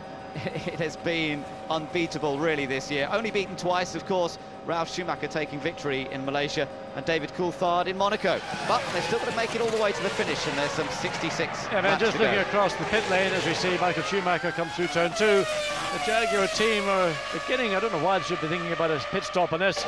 Maybe there was a bit of contact in that first lap, maybe somebody either De La Rosa or Irvine. Remember, Irvine running in 13th place, came from 16th. De La Rosa caught in that battle with Saulo and McNish, and maybe it's been a bit of contact somewhere in that battle, just getting a little bit too close, maybe running over a curb and damaging the wing or one of the turning vanes. But Jaguar is certainly ready, and in fact, just they've also got the refueling rig out in the pit lane as well. Well, for the moment, Barrichello defending from Michael Schumacher quite comfortably, quite easily, not making any mistakes. Of course, when you've got your team leader and 5-time world champion behind, it can be easy to make a mistake, but let's remember how well David Coulthard did with that same situation in Monaco earlier this season. Even with a car that at times, as the tyres went away a little bit and then came back, was really a lot slower than the Ferrari, Coulthard was able to stay in front. And Barrichello's got to take that same sort of tactic, not to make any mistakes. He doesn't need to drive flat out to stay ahead of Schumacher at this stage of the race. He just needs to avoid making mistakes. Well, that's the view Kimi Raikkonen's had pretty much all afternoon. That's the back of Montoya's Williams BMW. And with the squirt out of the corners that Montoya's got, it makes his job a little easier. It frustrates Raikkonen, of course, because he may be capable of running quicker than the Colombian, but he can't get the job done at the part of track where he would like to do so. That's here, and you can see Raikkonen, he's still hanging in right behind Montoya all the way. He's not done what Michael Schumacher has done, and even, in fact, further on the field, Olivier Panis did, as he still hasn't got past Mark Webber. You know, there's a point at which you say, well, I'll drop back, just catch my breath, think about it, give the tyres, give the car a little bit of a break, and then begin that process, pick up the pace. Montoya might think, well, he's got a problem, or then when you come back in his mirrors, it might cause him to start to think too much about the car behind him. Riding on board now with De La Rosa. We've got a great view over his left shoulder. This is the view of the Hungaroring. Let's just watch him as he chases after Mika Salo. Looks awfully easy when you see it from that position, doesn't it? I mean, you can't imagine the physical discomfort, the physical loads that the driver goes through here, braking into turn 6, all the way down to first gear from about 140 miles an hour. Yes, indeed, and that body taking a pounding throughout the race. Concentration absolutely total. And very easy to get suckered into making a mistake if the guy in front does, of course. When you're into the rhythm, into the swing, lap after lap, you're tending to focus on that car ahead. And it takes for him to brake a little late. Suddenly you've done the same thing, and you both make a mistake. So instead of taking advantage of an opportunity, quite often you end up making the same mistake as the guy in front. Well, Rubens Barrichello currently in control here, managing to maintain that advantage, 1.3 seconds over Michael. It's not really a significant advantage, but it keeps him in front, and that's what counts. Yes, we saw that gap, a 1.2 second gap a few laps ago, and that then immediately was run down to, again, under the second, so I'm presuming that the same scenario is being played out, because the lap times, Rubens staying fairly constant, 1:18.3s. Michael dropped back to a 1:18.9 there. We see Schumacher into turn 13. Well, it's just a question of not pushing the car, not abusing the car, principally saving it, keeping the temperatures in check. Of course, these engines, while they run at very high temperatures, if they go beyond a certain point, it can impair on the engine's reliability. We've seen that last year, particularly with the BMW, how temperature sensitive it is. So there are preset warning lights on board the car. That will be seen from the ship-to-shore telemetry as well in the garage, and if there was a problem, then the team would tell Michael, just take it easy, drop back a little bit, let some more air get through those air intakes on the other side of where the driver sits. A little bit of correction required for Montoya out of that last corner as he comes around to complete lap number 14, and he still has Kimi Raikkonen just behind him. There's Jarno Trulli with the pressure still being applied by David Coulthard in the second McLaren. Not a lot he can do at this stage, and probably not worth risking anything too much yet. The first round of pit stops could well shuffle the order around. The pressure will be put on the teams at that stage, and the mechanics will do their best to get the cars out as quickly as possible. And not only that, a lot of it will depend on how much fuel each team decides to put in the car at that first stop. Last year, we saw Coulthard go ahead of Barrichello at the first round of stops. The situation was reversed on the second round of stops. Barrichello came back out ahead of Coulthard. Yes, if you shortchange a car on the first pit stop, then you're going to have to pay it back when you come to your second stop. But of course, it depends how much you started with in the first place, and some cars, particularly McLaren, have got the capacity, the tank capacity, to hold enough fuel to easily do a one-stop race. In fact, probably go 2/3 race distance at the speed this race is run at. So that allows them an enormous amount of choice and flexibility. But of course, it's all compromised by starting much further down the grid. But nevertheless, David Coulthard running in that 10th place behind Jarno Trulli. Could run quicker, but can't get past. Kimi Raikkonen caught behind Montoya, could go quicker, but can't get past. Ron Dennis just said a moment ago that, well, we're not happy about the situation, but we're also into conservation, looking after the tyres. We think that when the pit stops come, we're going to be in very good shape, and they will very carefully monitor the field and who is where, and at what point do they want to bring one of their two cars in to make sure that when they go back out again, that they can make the pass on Montoya or on Trulli during that pit stop. Yes, this Grand Prix is one perhaps where the team has an even greater influence during the race than at some of the other Grand Prix, where the driver can make more difference. Here, once you're stuck into the train like this, it could well be the team that gets you out of a situation by calling the stop at a good time and deciding how much fuel to put in the car. Look at the slow motion pictures here. The Renault working hard over the curbs, everybody tending to use the curbs quite firmly up there at that section of track. And Jenson Button still holding on to 6th place, chased by Montoya and Kimi Raikkonen right behind. All three cars, of course, on the Michelin tyre. And there again, also on the Michelins, is Jarno Trulli, same with David Coulthard right behind. So that little group all battling over 6th position at the moment. Remember, it's Felipe Massa holding on to 5th place. Our top 4 still the same: Barrichello, Michael Schumacher, Ralf Schumacher and Giancarlo Fisichella. Well, there's the train of cars. Jenson Button heading up Montoya, but in fact Montoya not really in contact with Button, but Kimi Raikkonen still not prepared to give up any ground whatsoever. He's not prepared to sit back and maybe drop back that little bit that we've seen Michael Schumacher do. The gap again, back to 0.8 of a second. Michael just catching another little breath and again charges up towards the rear of Barrichello's Ferrari. The reality is that these two, even though they might feel that they're in a motor race, are not going to have enough advantage over one another to get into a real eyeball-to-eyeball race. And again, it's going to come down to how the pit stops pan out, who does the best lap in and who will do the best lap out. That's where this lead of this Grand Prix will be won or lost by Ferrari. So Barrichello comes across the line. That's 17 laps completed. And we're now about 8, 9, 10 laps perhaps away from the normal first round of pit stops, so gradually counting their way down to that. And Michael Schumacher making sure that he stays very much in touch with Barrichello ahead. Their lead over Ralf Schumacher has now opened up to some 11.6 seconds, so Ralf not able to lap at the same pace, although the last couple of laps he has been more or less on the same pace as the Ferrari. I think it's just been just watching the lap times over the last couple of laps. Suddenly they've seen Ralf Schumacher drop from the 119s he was running in into the middle 118s, and both Ferraris now lapping pretty much at the same speed. Now that's, I think, relevant because Ferrari tyre performance appears to be, well, it's been constant pretty much from the start, whereas with Michelin and Ralf Schumacher it's taken a little bit of time for him to get down. Now that may be also indicative of the amount of fuel that Ralf has got on board, and he may well have started with more fuel relative to the two Ferraris, and it's only now that that weight is dissipated that he's able to really make use of the tyre, and he's doing so very effectively indeed. Yeah, so some good laps coming here, and another good for second sector time for Ralf Schumacher. He is pushing very hard. He has not settled down here in third, despite the fact that the two Ferraris have got away. The Ferrari's just crossing the line now.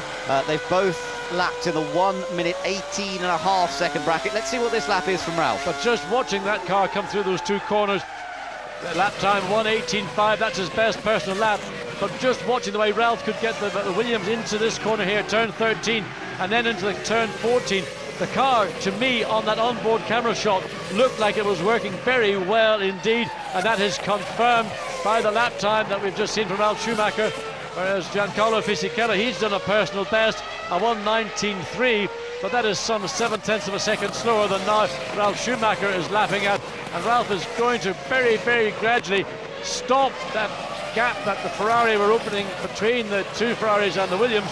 It's now stalled out at 11.5 seconds, and we're going to watch this very carefully to see whether the gap from Michael to Ralf, which is 10.5 seconds, does reduce. Right on board with Raikkonen. Just look at the view from the front wing here as he heads up around the back part. This is turn number 5, up towards the chicane. 145, hard on the brakes once again, down to around 55 miles an hour into the first part. Hard on the power. Build up the speed, 125 miles an hour into the left-hander, third gear. Little bit of an ease on the throttle through the right-hander, and then building up the pace once again. Ron Dennis may be frustrated, but They have to be patient at this stage in the race, and he knows that better than anybody. Raikkonen still may have an opportunity to score some points here this afternoon. Well, I was looking at that gap, it's up to 10.7 seconds, so Ferrari responding, Barrichello on a 18.3, Michael on an 18.2, but nonetheless, Williams have stopped that hemorrhage. The Ferrari lead isn't effectively increasing, and very shortly we'll be coming into traffic because Anthony Davidson some 66 seconds behind Rubens Barrichello, and within the next 5 or so laps we should see the young British driver being lapped for the first time by the 2 lead Ferraris, and depending how Anthony deals with that traffic, hopefully he'll be aware of it. I'm sure he'll be talked to by the team. They've really done a great job for Anthony Davidson from the pits, as well as he's done in the car. But it's always a moment when you come up to lap a newcomer in Formula One, particularly on a track like this, where by going offline, which Anthony Davidson may choose to do, it's not ideal.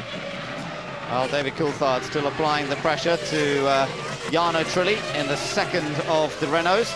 We've seen some good McLaren versus Renault battles this year, certainly earlier in the season, and then Renault seem to have just lost a little pace in recent races, but they're much more on the pace. But you have to think that Button is holding up the cars that are behind him, because if you look at the times that Ralf Schumacher's doing, he's in the mid 1 minute 18s, Montoya's stuck doing a high minute 1 minute 19, so you would assume therefore that Montoya could go up to a second a lap faster than he is at the moment, if only he could find a way past Jenson Button. An interesting situation, Ben's going to unfold shortly, because with Jenson Button, he's currently in 6th, but he's got Montoya 0.8 of a second behind him, and Jarno Trulli, who's in 9th, has got David Coulthard behind him by 0.6 of a second. It may be that McLaren and Williams will opt, when that pit lane, that window for refueling and tyres opens up, they may decide to take advantage of it and come in slightly earlier, enable them to get, and there's one of the VARs, as Jacques Villeneuve, and that's the end of his race this afternoon. That was a fairly quick pull-off just at the end of pit straight, just at the literally pit lane exit, so we assume that's been a Honda-related issue. He didn't see anything, no oil or smoke or something coming from the back. There was a bit of a line diagonally across. I don't know if that's a tyre marker or that's an oil or a liquid mark. Anyway, disappointment yet again for BAR that one of the 2 cars is already out, and Olivier Panis, who really had hoped for a much better race, started in 12th, still stuck behind Mark Webber. He will now, of course, be 18th after teammate Villeneuve's retirement. Well, he becomes our first retirement in the Hungarian Grand Prix, and that's his 3rd non-finish in a row, I'm afraid. Germany and Manicourt, much the same story. Oh, a bit of kicking in the dust. That was Montoya, yes. I'm not sure if Raikkonen or Montoya kicked the dust, but watch Raikkonen. Is he going to dive? No, he was looking at it. In the meantime, Ralf Schumacher's got a personal fastest lap, and again, he's maintaining that 10.5 second gap to his brother, 11.5 to the race leader. Massa still running in 5th place, remember. There comes Montoya versus Raikkonen, and it does look as though Raikkonen is capable of lapping more quickly, and Montoya perhaps struggling for grip just a little bit. Yes, Raikkonen now beginning to attack. He's trying to go around the outside at turn 2. Raikkonen trying to make the move, and Montoya versus Raikkonen. We saw side by side. Oh, what a pass. What a courageous pass. We saw this in Hockenheim 2 weeks ago. They went side by side. Has that well, I don't want to say what he might have, when that was courage of a magnitude that only a Finn, I'm sure, could ever imagine. And he took Montoya to the ragged edge. They went side by side out of turn 2, with Raikkonen on the outside and put him on the inside for turn 3. Montoya did not concede, but he was forced to run wide, went over the gravel, and Montoya has lost out not only to Raikkonen. We'll wait to see how that all unfolds, but there is Juan Pablo Montoya. Now will Williams think about bringing in Montoya? Well, that was pretty dramatic stuff, and Raikkonen really on the attack there. It all started with Montoya's mistake. He's definitely losing grip. He lost a bit of bodywork, yes. Yeah, some of the deflectors around behind the front wing. Williams don't run barge boards per se. They've got turning vanes behind the front wings, and that was part of what I think came off. There we see turn 2. Look at Raikkonen round the outside. He's got the grip. Then Montoya's got the squirt, but Raikkonen on the inside, and he stays there. Montoya gives him working room. 2 guys have raced together side by side. Both did a very good job, and then more bodywork comes off the front of Montoya. He's got to come in. Montoya's in the pits. He's going to get a nose change. He's going to get a fresh set of rubber, and he's going to be refueled, and he'll probably get a major lecture as well. Well, it's just not working out for Montoya today. A dreadful start. dropping down the order. They're ripping bits off the car. It's going to handle abysmally now, with various parts missing those deflectors off the front of the car, and this is going to be an awfully long afternoon if the car remains reliable for Montoya. No real chance of scoring points. Second place in the Drivers' Championship going out of the question, and he rejoins just behind Davidson and just ahead of race leader Barrichello. I mean, that is not much fun for Juan Pablo Montoya. Well, Anthony Davidson has done the decent thing and let Montoya go. That was, I think, pretty sensible of him. He's now got Rubens Barrichello and Michael Schumacher about to do the same thing. And Anthony Davidson, there he pulls over to the right of the track, lets the two Ferraris go through. Certainly one gets through, Michael will go through. Very cautious, Michael being careful, because he had to go offline into turn 4. Anthony was on the racing line, he was off, he was giving room for the Ferrari to go through, but Michael had to go in the dirtier part of the track. He didn't want to take a risk. Nonetheless, in that first sector, he's got the fastest of anybody, so it didn't hurt him too much. Animation down there at Williams, isn't there? Patrick Head speaking to Sam Michael. Yes, that is not a happy Patrick Head at all. They took off further bits of the turning vanes, the bodywork that is behind the wing, that deflects the air around the side of the car, that leads into the air boxes. Wow. So I think a nose change will be inevitable for Montoya. He's going to have a bunch of understeer unless they're able to put front wing on to compensate for that they would have lost from those deflecting vanes being ripped away from the car. Well, all chances really over, and Irvine pulling off to halt here in the Jaguar. We've lost to Jacques Villeneuve, now we've lost Eddie Irvine, and suddenly the retirements are coming as we're into the 25th lap of this Grand Prix. And that's just into turn 2. Eddie had a problem on the exit of 1, and he just coasted down into that escape road. The car was pushed safely away, and Eddie Irvine's race is over. There we got Michael now trapped behind Juan Pablo Montoya. Now he'll get a blue flag. Juan Pablo pulls over. He's done, again, absolutely the correct thing. Michael gets past slightly earlier. Oh, and he goes off the ground. Look, off understeer. That's the problem. Now, also, maybe lack of front end. He should have changed the nose. Maybe the team weren't ready for it. They didn't have a nose prepared. They will be working flat out to get a new nose for Montoya. In the meantime, we can tell you that the Minardi team are also preparing for a pit stop for one of their two cars, be it Mark Webber, who's running a very fine 16th, or Anthony Davidson down at 19th. Yep, well, we'll wait and see. The first round of pit stops coming up pretty soon now as we get to the 1/3 distance mark in this Grand Prix, and therefore we'll expect to see most of the two stoppers, and nearly everybody will be making two stops throughout this Grand Prix. So it'll be a busy time in the pits coming up soon, and it could see quite a few changes. Kimi Räikkönen on the case of Jenson Button, and there's going to be a hard workout for Button. If he had seen what Räikkönen did to Montoya, he would probably not want to get involved in an eyeball wheel-to-wheel race, because the Finn is fired up. He is driving that McLaren absolutely on the edge. He's not thinking about conserving tyres, he's not thinking about anything. All he is doing is thinking about getting into the points, and if he gets Button, he will be in the points. This is another very impressive drive from Kimi Räikkönen, isn't it? Great first lap, good battle with Montoya. Into the pits has come Anthony Davidson, then his first pit stop in anger in a Formula One car. It's taking a while to get the fuel on board, and eventually he gets away. But again, no mistakes, no stalling of the engine, and away he goes. And that was on lap 24, because in fact he'd done 25 laps with the race leader. But Räikkönen just lasering in on the back of Jenson Button as they come down this short straight. There you see the advantage in horsepower that the Mercedes engine has over the Renault. Equal tyre choice, not much to give and take. Jenson, very good torque with the Renault engine.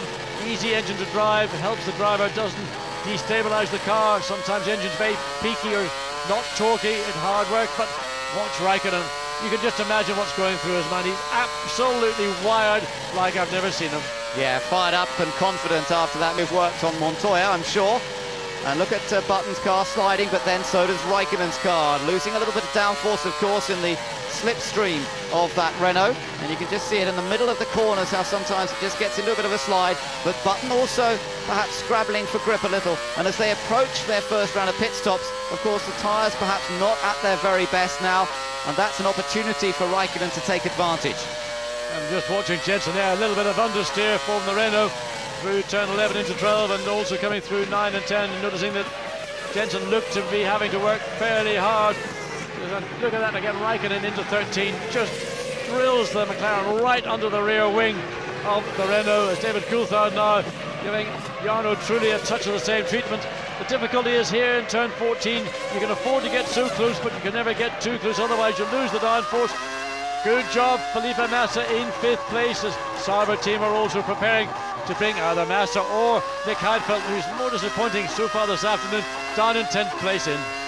Yes, well, Heidfeld, of course, just didn't get away well at the start, so that's why he's down in 10th place. But Massa got away well, and he's managed to take advantage of it. He's running in a fairly lonely 5th. He's 6 seconds behind Vizcaya, but a full 7 seconds ahead of Jenson Button.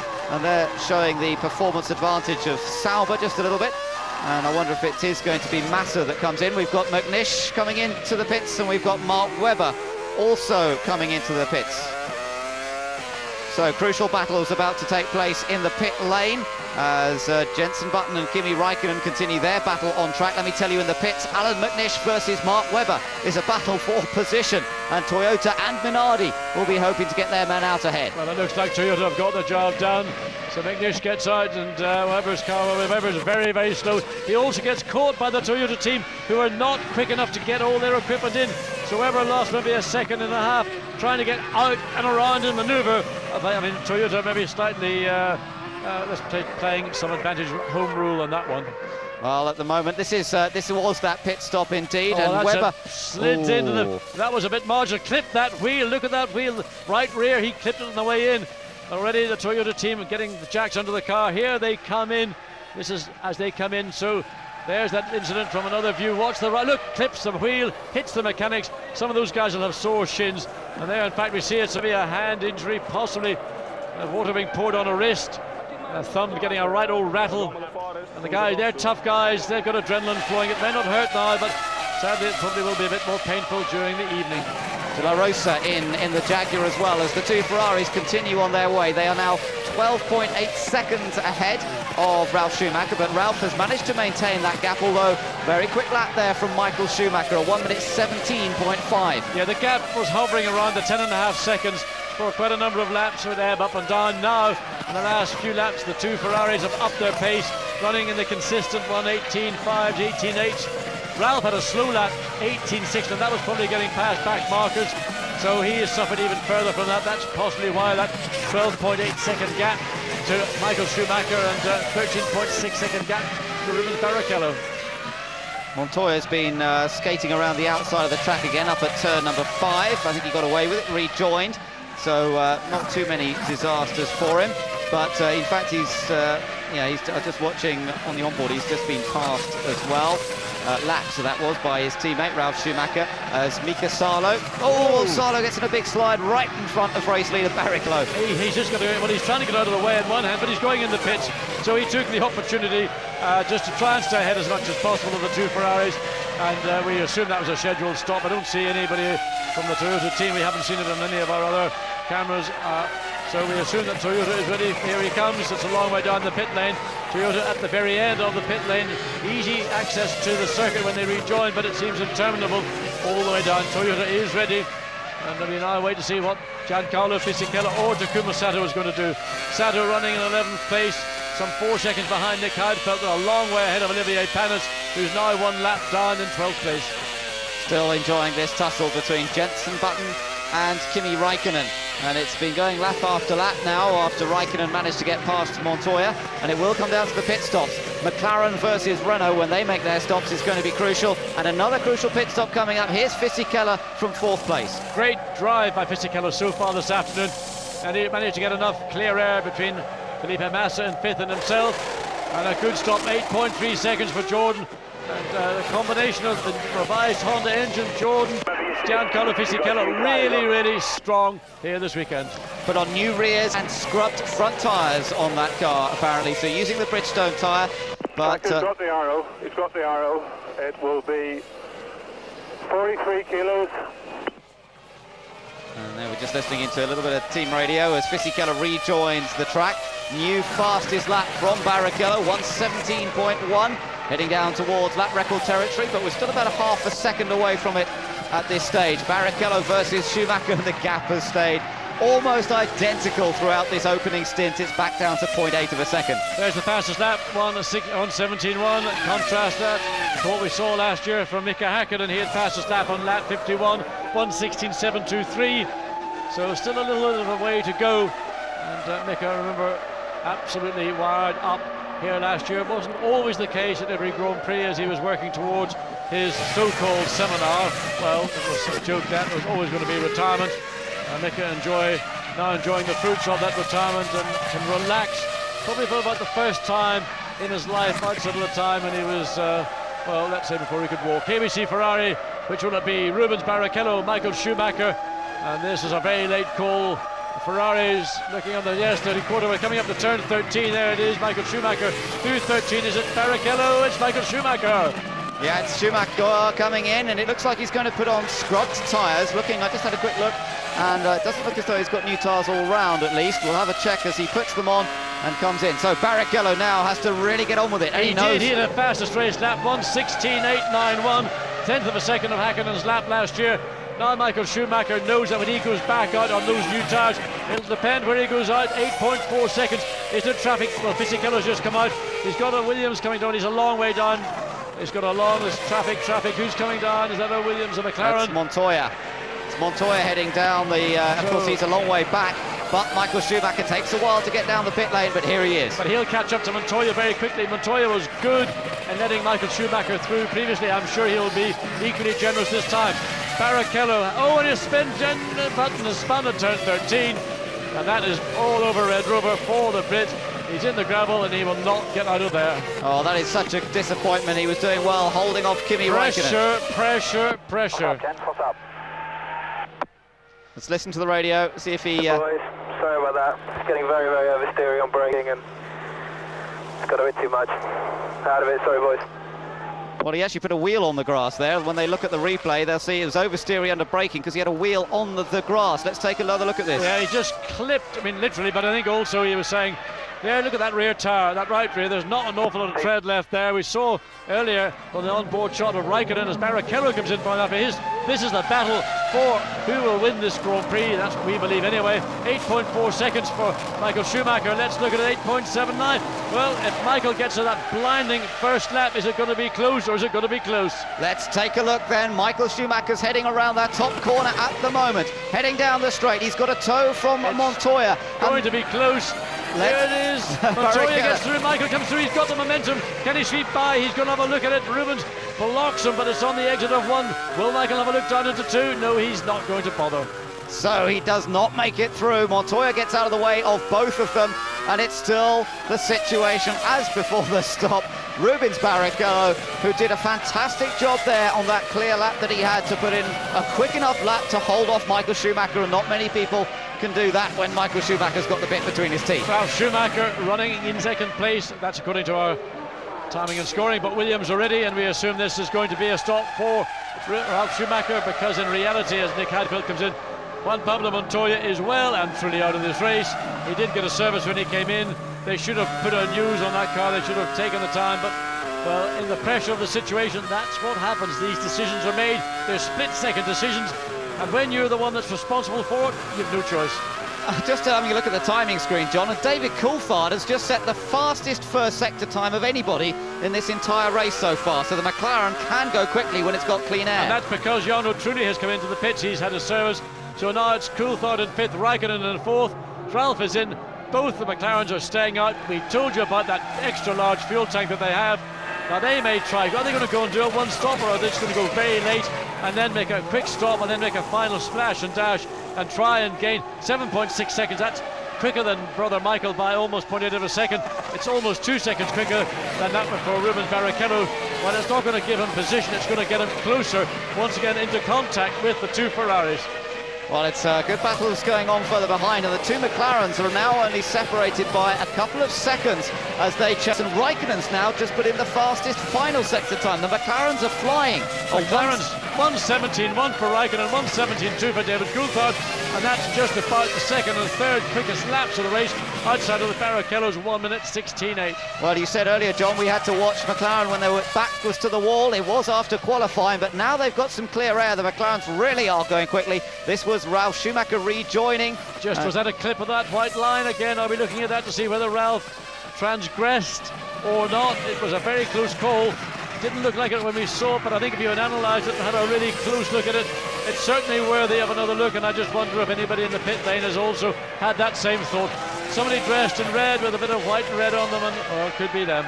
Olivier Panis is currently in the pits at the moment, and seeing if he can move up the order after that dreadful first lap. He's got away safely, won't make a huge amount of difference. Now, what interests me really is Felipe Massa's position. Remember, he was running 5th before the pit stop started, but the McLarens will be in touch with Massa. They're going to be close to him when they come back out. McLarens are getting ready. Here they are, they're already preparing. So one of the two McLarens will be here. It is coming in. So as David Coulthard comes in, and this is lap 34. This is going to be very interesting. Felipe Massa's position in the Sauber will be under threat from both McLarens, and also Raikkonen versus Coulthard is going to be quite a tussle. And Raikkonen once again in that final sector of the lap, fastest car on the racetrack.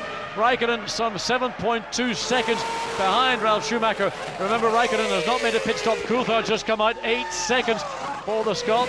Massa's gone through safely, so he retains that position. Here comes Coulthard. The question is whether Raikkonen, when he makes his stop, will come out ahead of Coulthard and that little closer to Massa. Massa might come under threat in the second sector of this race as Jarno Trulli continues around. And yes, he has stopped, so Raikkonen there, we are on board. He is the only one of the front runners now not to have stopped. And Raikkonen using as much of the clear air as possible. He's got a little bit of traffic ahead of him. That's Mark Webber, we believe, and yes, it is. So he goes through, sweeps through into turn 12. Raikkonen, McLaren ready for him. He will be in at the end of this lap. He's just got to get around turn 13, which he does. So watch Raikkonen, he dives in. He'll probably make a very late cut into the pit lane. We get there it is. Oh, and he keeps it. Look right on the limit. Talk about being on the racetrack. It's as quick round this corner into the pitch. Then the white line. Get the speed down. 80 kilometers per hour. Rolls down. Second garage in the pit lane. Remember, Ferrari very early in the pit lane. Then there's the gap. Now it's McLaren. 8 seconds for David Coulthard. What can they do for Kimi Raikkonen? Fisichella coming around that top corner. He is coming back up into 4th position here with the pit stops being made. But then Raikkonen sent on his way 9.1 seconds. And look in the background. Keep an eye out for Felipe Massa. Massa's still going well. He's not that far behind Fisichella. And there comes Raikkonen. Will he get out in front of Coulthard? Yes, he will. He does, but he's just got to figure his way around. Minardi, so Coulthard and Raikkonen, amazing. Starting together on the grid in 10th and 11th, Coulthard 10th, Raikkonen 12th. Davison gets out of the way, does a good job. Now he's got David Coulthard behind him. He doesn't want to go on the dirty stuff too much. He wants to try and keep on the clean bit of puff of smoke on the gear change, or was that just the bottom of the car bottoming out? So the main change that has occurred here with these pit stops is the loss of one Renault and the other Renault being pushed behind both McLarens. That's really the key here.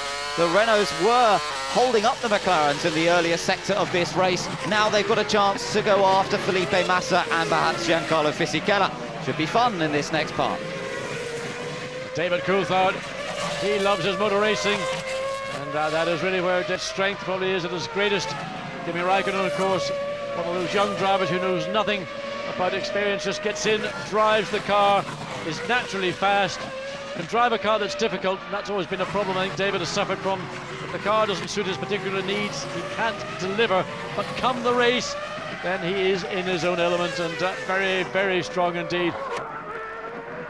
So let's just watch them as they come around this. We'll see what sort of lap times they are able to achieve. And interestingly, Coulthard was slightly quicker on his pit stop lap, if you like, than Kimi Raikkonen, only by a fraction of a second. A 1:40 for the entire length of time. It was 1:39 for Coulthard. This was the replay of Kimi Raikkonen rejoining. Again, keeping an eye on him coming out of the pits there. And another look on the white line. Watch the white line, this is the issue. Well, he went across the white line, I would say, before he got to the serrated line. And whether that will be adjudged to have been a drive-through penalty, that's up to the race director. He'll pass that down to the stewards. They'll examine the evidence and then make their decision. The teams will be informed via email, and if that is the case where he went over that white line, he will then be advised in the next 3 laps to come in and make a drive-through penalty. So up front, the situation is the same as we had before. Barrichello leading from Michael Schumacher by just over a second, and they're lapping just inside the 1:17 bracket currently, as Ralf Schumacher holds on to 3rd place in the 1:19. So again, it's in the early part of the stint that the Ferraris seem to have such an advantage. Again, they're much, much quicker at this point in the race than the cars behind them. And we'll just have to see what sort of lap times the two McLarens can achieve. A 1:18 there from both McLarens, about a second a lap faster than Massa ahead of them. Ben, I think it may be slightly academic because I was just watching on the Sky Channel, that's button 1 on your receiver, that Kimi Räikkönen, you know, we've looked at it, examined it, it's very, very close that he may have gone over just at the very end of that white line. He may have had a wheel on the racetrack before he should have done. Now we're going to keep an eye on the other information screens that we have to see whether that is going to be an issue for Kimi Räikkönen, and if it is, well, it'll be a huge disappointment because he's driven outstandingly well so far this afternoon in 6th place, 3.5 seconds behind Felipe Massa, who's a further 2.7 seconds behind Giancarlo Fisichella. So a real prospect for a battle for 4th place, because 3rd, 2nd and 1st are really beyond any hope of McLaren getting higher than that. So this is Montoya and Panis who are battling away here, the two of them battling for 11th place after the problems that Montoya suffered earlier on, losing bits of bodywork after being pushed wide on the track, although he made his mistake earlier on, and that's really what ripped the bits of bodywork off initially up at the fast turn 12, and then of course ran wide when Räikkönen came past him, and now he's trying to keep Olivier Panis behind. Well, I think it's a miserable afternoon for Juan Pablo Montoya. One must say that incident coming through turn 3, Montoya did give Räikkönen a huge amount of room, and he paid the penalty. That was an error on Montoya's part, and I think that it's one that he will maybe rue when he gets back to the team. The team will say, well, you didn't have to be so generous. But the point is that Räikkönen and Montoya really have worked and raced together. We saw it at Hockenheim, but he got marginally the left front or the left side of the car onto the dust, and of course once he got onto that, this track is so unforgiving that you just get dragged off, and that's what happened to Montoya. Eddie Irvine in fairly heated discussion there with Niki Lauda, as up front the two Ferraris still storming away from everyone else. Their advantage over Ralf Schumacher now 22.6 seconds from Barrichello to Ralf, 21 seconds from Michael back to his brother, so a very big advantage indeed. A 1:18.2 from Barrichello on that last lap, and Michael a little quicker, so he closed up the gap somewhat again. A 1:18.3 from Ralf, so he's getting back up to speed again. But what's interesting is that once the first round of pit stops were sorted out, prior to coming in, Ralf Schumacher, I think, was about 13 seconds behind his brother and a further second and a bit behind. Now the gap has jumped to 21 seconds to Michael and 22.5 seconds to Raymond Barrichello as Mark Webber clobbers the curb at turn 12. Yeah, makes a little bit of a mistake there, Webber, but he still survives. He's running down in 16th place as David Coulthard continues on his chase of Räikkönen, and these two guys are only 2 seconds, well, Räikkönen only 2 seconds behind Felipe Massa, and they are lapping a little quicker. Räikkönen's last lap a 1:18.9, Coulthard quicker than that, a 1:18.3, with Massa doing a 1:19.3. Good opportunity to close up to the Sauber. And again, David Coulthard running right in the middle of the lap times of the first 3 cars, but of course there's some 54 seconds behind race leader, and well, all that damage was done in qualifying. McLaren coming good in the race as I anticipated that they would. It's been in a sense a habit or tradition with the team when they don't get a tyre that suits the car, particularly for qualifying, it will not perform to its potential, but in the race, with the additional weight of fuel and the energy that goes with it, the tyre and car come alive, and we've seen 2 strong race from Räikkönen and David Coulthard, 6th and 7th. Toyota versus Jaguar here. This is Salo ahead of De La Rosa, 13th and 14th. 15th still is Alan McNish, 16th is Mark Webber, and 17th still running. Our last runner at the moment is Anthony Davidson. Just 3 cars out of this Grand Prix so far, with 40 out of the 77 laps completed. So we're a little bit over the half distance mark. The cars out are Jacques Villeneuve, Eddie Irvine, and of course Jenson Button, who spun off when he was involved in that battle with Kimi Räikkönen. It's fair thought for Anthony Davidson. We've talked a lot about him this weekend. He's done up to this moment a great job, but he's some 40 seconds now behind his teammate, and his nickname in the test team at BAR is Shrimp, and I tell you what, he must be feeling a bit potted by now. It must be tough out there for him. It is hot, it is hard work around the Hungaroring, and he's experiencing what it's like to drive a Grand Prix distance rather than testing, where they tend to do several runs. Sometimes they'll do long runs at a test, but here a full Grand Prix distance is what he's trying to achieve. Still the 2 Ferraris up front. Yes, Ben, we saw Eddie Irvine in fairly animated conversation on the pit wall with Niki Lauda, and it appears that just all the electronics shut down, and that was the cause for Eddie Irvine's retirement, a disappointment once again. for the Ulsterman, who really, his future at Jaguar is still uncertain. His future as a Formula 1 driver is uncertain. He's even suggested that if an opportunity to become a test driver in a top team like Ferrari, well, he would grab it as quickly as he can say his name. Well, there we saw a quick glimpse of Fisichella coming through in fourth, and you know, Massa's only 2.8 seconds behind Fisichella, and look how much closer the McLarens are to the back of the Sauber. Well, I'm not surprised, because Felipe Massa has been running down gradually Giancarlo Fisichella, but more critically, the two McLarens have been picking up pace. They're running very much at the pace of the three lead cars. In fact, right now, Ralph's dropped off to a 120 again, probably due to traffic, whereas Felipe Massa and Fisichella running in the low 1 minute 19s, some 0.4 to half a second a lap slower than the third and fourth place. Yes, and those times that Raikkonen and Coulthard are setting, as you say, very similar to the times being set by Barrichello and Michael up front. So it does show that the McLaren's race pace is much more as we would expect. We've seen this earlier on this year, where particularly at the Nürburgring, the car was brilliant in the race itself. They qualified poorly here, but the car is working well in race conditions. Well, we haven't seen very much of them so far in this race, but another newcomer to the Hungarian, Takuma Sato, running in 10th and running, I would say, a reasonably lonely race. Nobody behind him, no one to challenge in front. Nonetheless, he is driving his little Japanese heart out. He's running in the middle 1 minute 18s as well. Patrick Head once again over to remonstrate with the pit wall. Well, that is certainly not a happy camper. No, they seem to be wonder what's going on there. Ralph, of course, still running in a good solid third place. He's 23 seconds behind the leading Ferraris, but he has a very healthy advantage himself over Fisichella, some 26 seconds back to the Jordan. So it's lonely time, but if he can keep the laps going, this is where the championship battle and how it would change. If they finish in these places, he would tie with teammate Montoya for third, because Barrichello would come up into second clear on 45 points in the championship. That is, of course, if Barrichello goes on to take the victory. Yes, and I wonder what was going on in the Williams pit. I mean, other than the fact that Ralph is dropping away, and there's no apparent reason. On that last lap, Ralph had the quickest lap of the entire field, so the gap 23.2 has reduced marginally, but of course it was as low as 10.5 seconds to Michael Schumacher, and it was really, we saw at that time, dropping by the lap.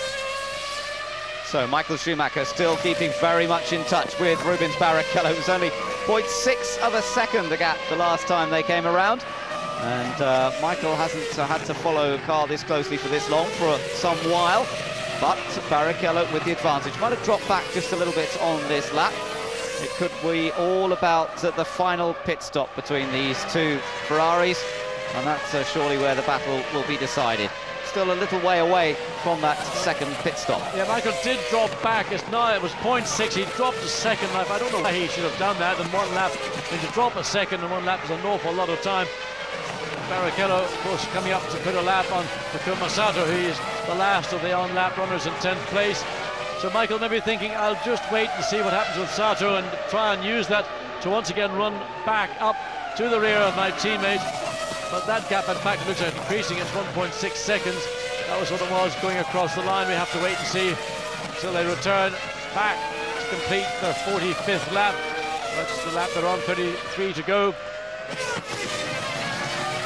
Well, still, yes, 33 laps, and so far so good for the two Ferraris. Reliability's been absolutely beautiful throughout the season for Michael. Hasn't been so good for Barrichello, but so far so good for him this time as he stays in front. And there, a good view of some of the rubber that's been shed and left to the side of the track offline.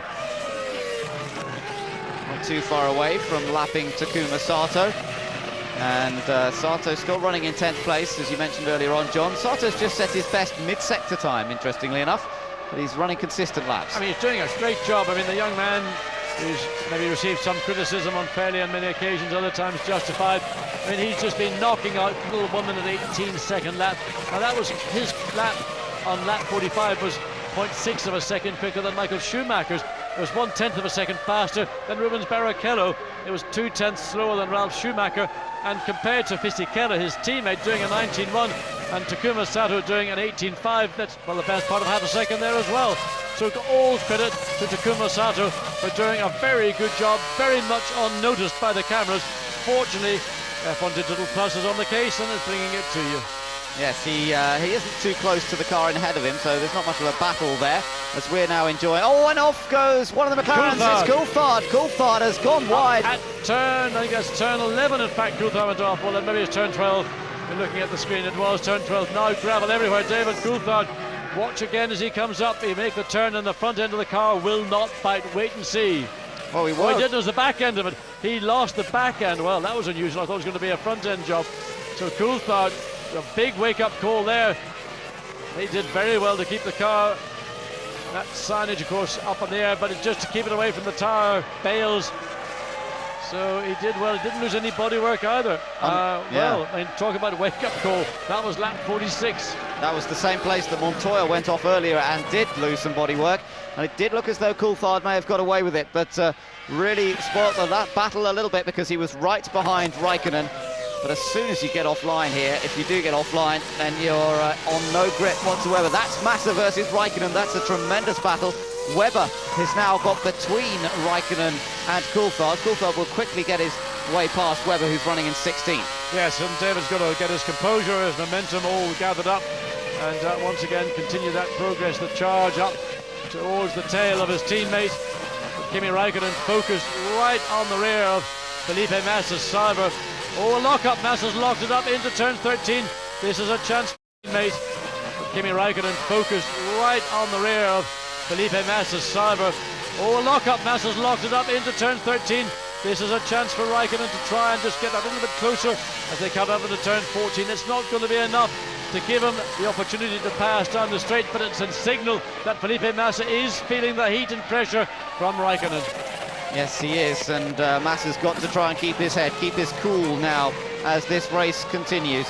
Still just 0.6 of a second between them, and Massa himself some 2.7 seconds behind Giancarlo Fisichella.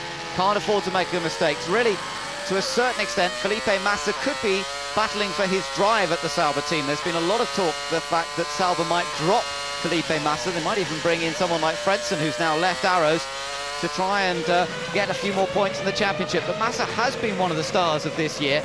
Maybe a little erratic, but he has put in some decent race performances, and he's doing it again here. He needs now to keep his head. Yeah, the most important thing for Felipe Massa is that you can't teach a driver to be fast, but you can teach him to be a racing driver and how to understand to run a Grand Prix. So at least Felipe has got the core ingredient of being a good racing driver, and that's because you're fast. Yes, there's no question about his speed and his commitment, his bravery, his car control. He's got all of those in good measure. He's got now to develop the patience. Again. Yeah. Well, maybe it's not so problematic. We see it from second lap, different angle, and maybe it's just a slightly unloaded wheel, depending on how that car, the suspension set up. But Raikkonen is creeping ever closer to the tail of that Sauber. Felipe Massa under pressure for some considerable time. And maybe he's just, again, ignoring the mirrors, just listening to the team and saying, well, don't worry about it. He can run at your pace, but he can't get past you.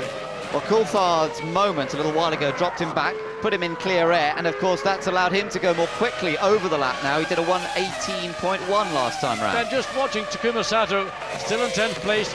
Last lap was just on an 18.6, did an 18.2. So he's closing down to Nick Heidfeld in 9th place in the second of the Saubers.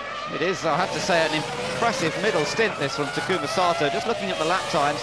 And of course, Grand Prix teams do look very much, John, at the consistency of drivers throughout the race. It's something that this man, Michael Schumacher, is perhaps supreme on. His lap times throughout a Grand Prix are incredibly consistent. He always seems to be able to just up the pace a fraction when required as well.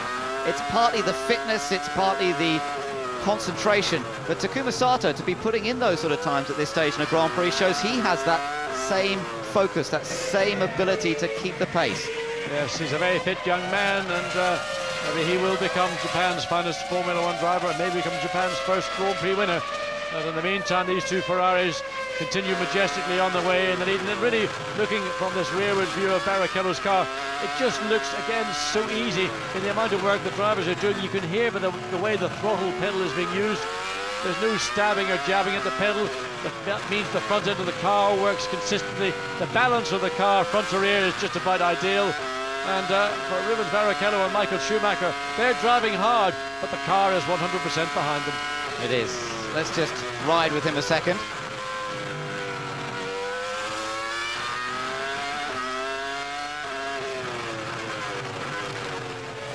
Great to hear that Ferrari engine working hard.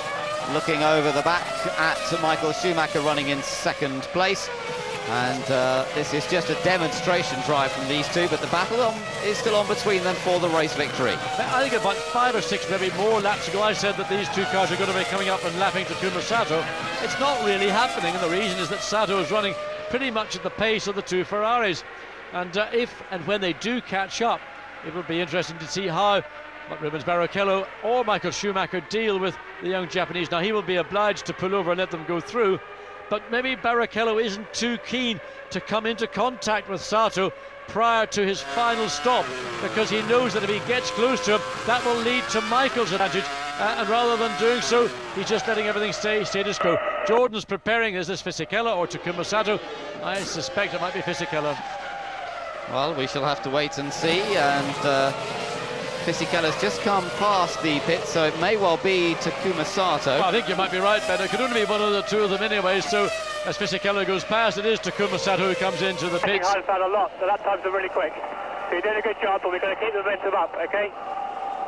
And there you can hear the radio, the team telling him he's doing a fine job. Fuel goes on board. Let me tell you that it's a little bit of a slow stop for Sato. It took 11.6 seconds before they got him on his way again. Yes, I think maybe that was the result of a very, well, slightly less heavy fuel load going in that first stop. Nonetheless, the team are 100% behind him, and they're telling him he's done a good job. We know he's doing a good job. We can see that, as can you at home. If you want to go on to number 5, push the button 5 on your receiver, you can get the information channel and watch what goes on racetrack from a statistic point of view. David Coulthard then, having made that mistake a little earlier on, has now closed back up to within 1.7 seconds of the battle that's going on ahead, Raikkonen versus Felipe Massa. So it hasn't taken Coulthard long to make up the ground. He's not quite where he was, but he's not far behind, and it's just showed once again that to get into clean air, these two McLarens are capable of lapping faster than Felipe Massa. So what they will have to hope is that they can make a quicker pit stop than the Sauber team in a few laps' time, and that'll enable them to get ahead. Meanwhile, the Minardi of Mark Webber is heading down pit lane, currently running 16th, remember, ahead of teammate Anthony Davidson. Had a little bit of a problematical pit stop last time out. Looks as though he stopped a little more cleanly this time. The crew go to work, and just waiting. There is a problem, I think, down there for Webber. Just looking down in the pit lane, there is a problem for Webber. Giancarlo Fisichella, he's coming up to put a lap on the Toyota. And of course, there's a battle going on for 4th place, and Fisichella will want to get through as quickly and cleanly as possible, because he will have Felipe Massa all over the back of the Jordan, who in turn has got Kimi Raikkonen. So a battle. There's the Jordan preparing now, and this will be for Giancarlo Fisichella, who's going to come in.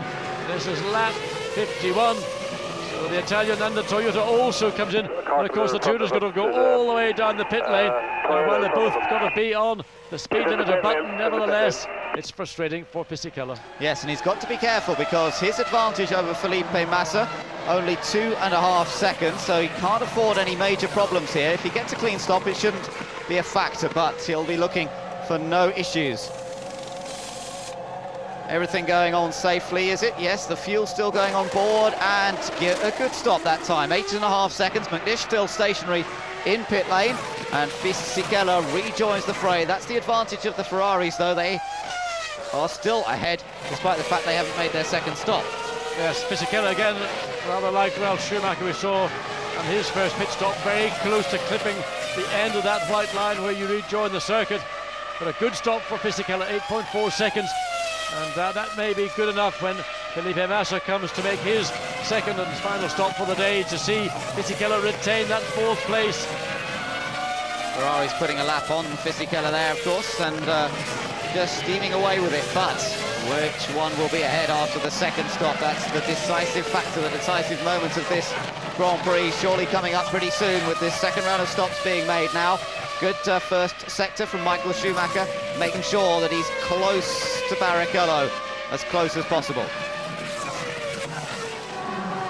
Mika Salo making his way down the pits now as well, and also De La Rosa. Now these two have been battling for lap after lap, John, Salo and De La Rosa, so this battle in the pits is going to be crucial as Toyota go to work, Jaguar go to work, Will they get Salo back out ahead of the Jag? Here comes De La Rosa. He's got it. De La Rosa has a contact. He put him in the wall. He had De La Rosa all but in the wall. Well done. Got him. Well done. Well, that was tight, and I mean, both drivers going for it.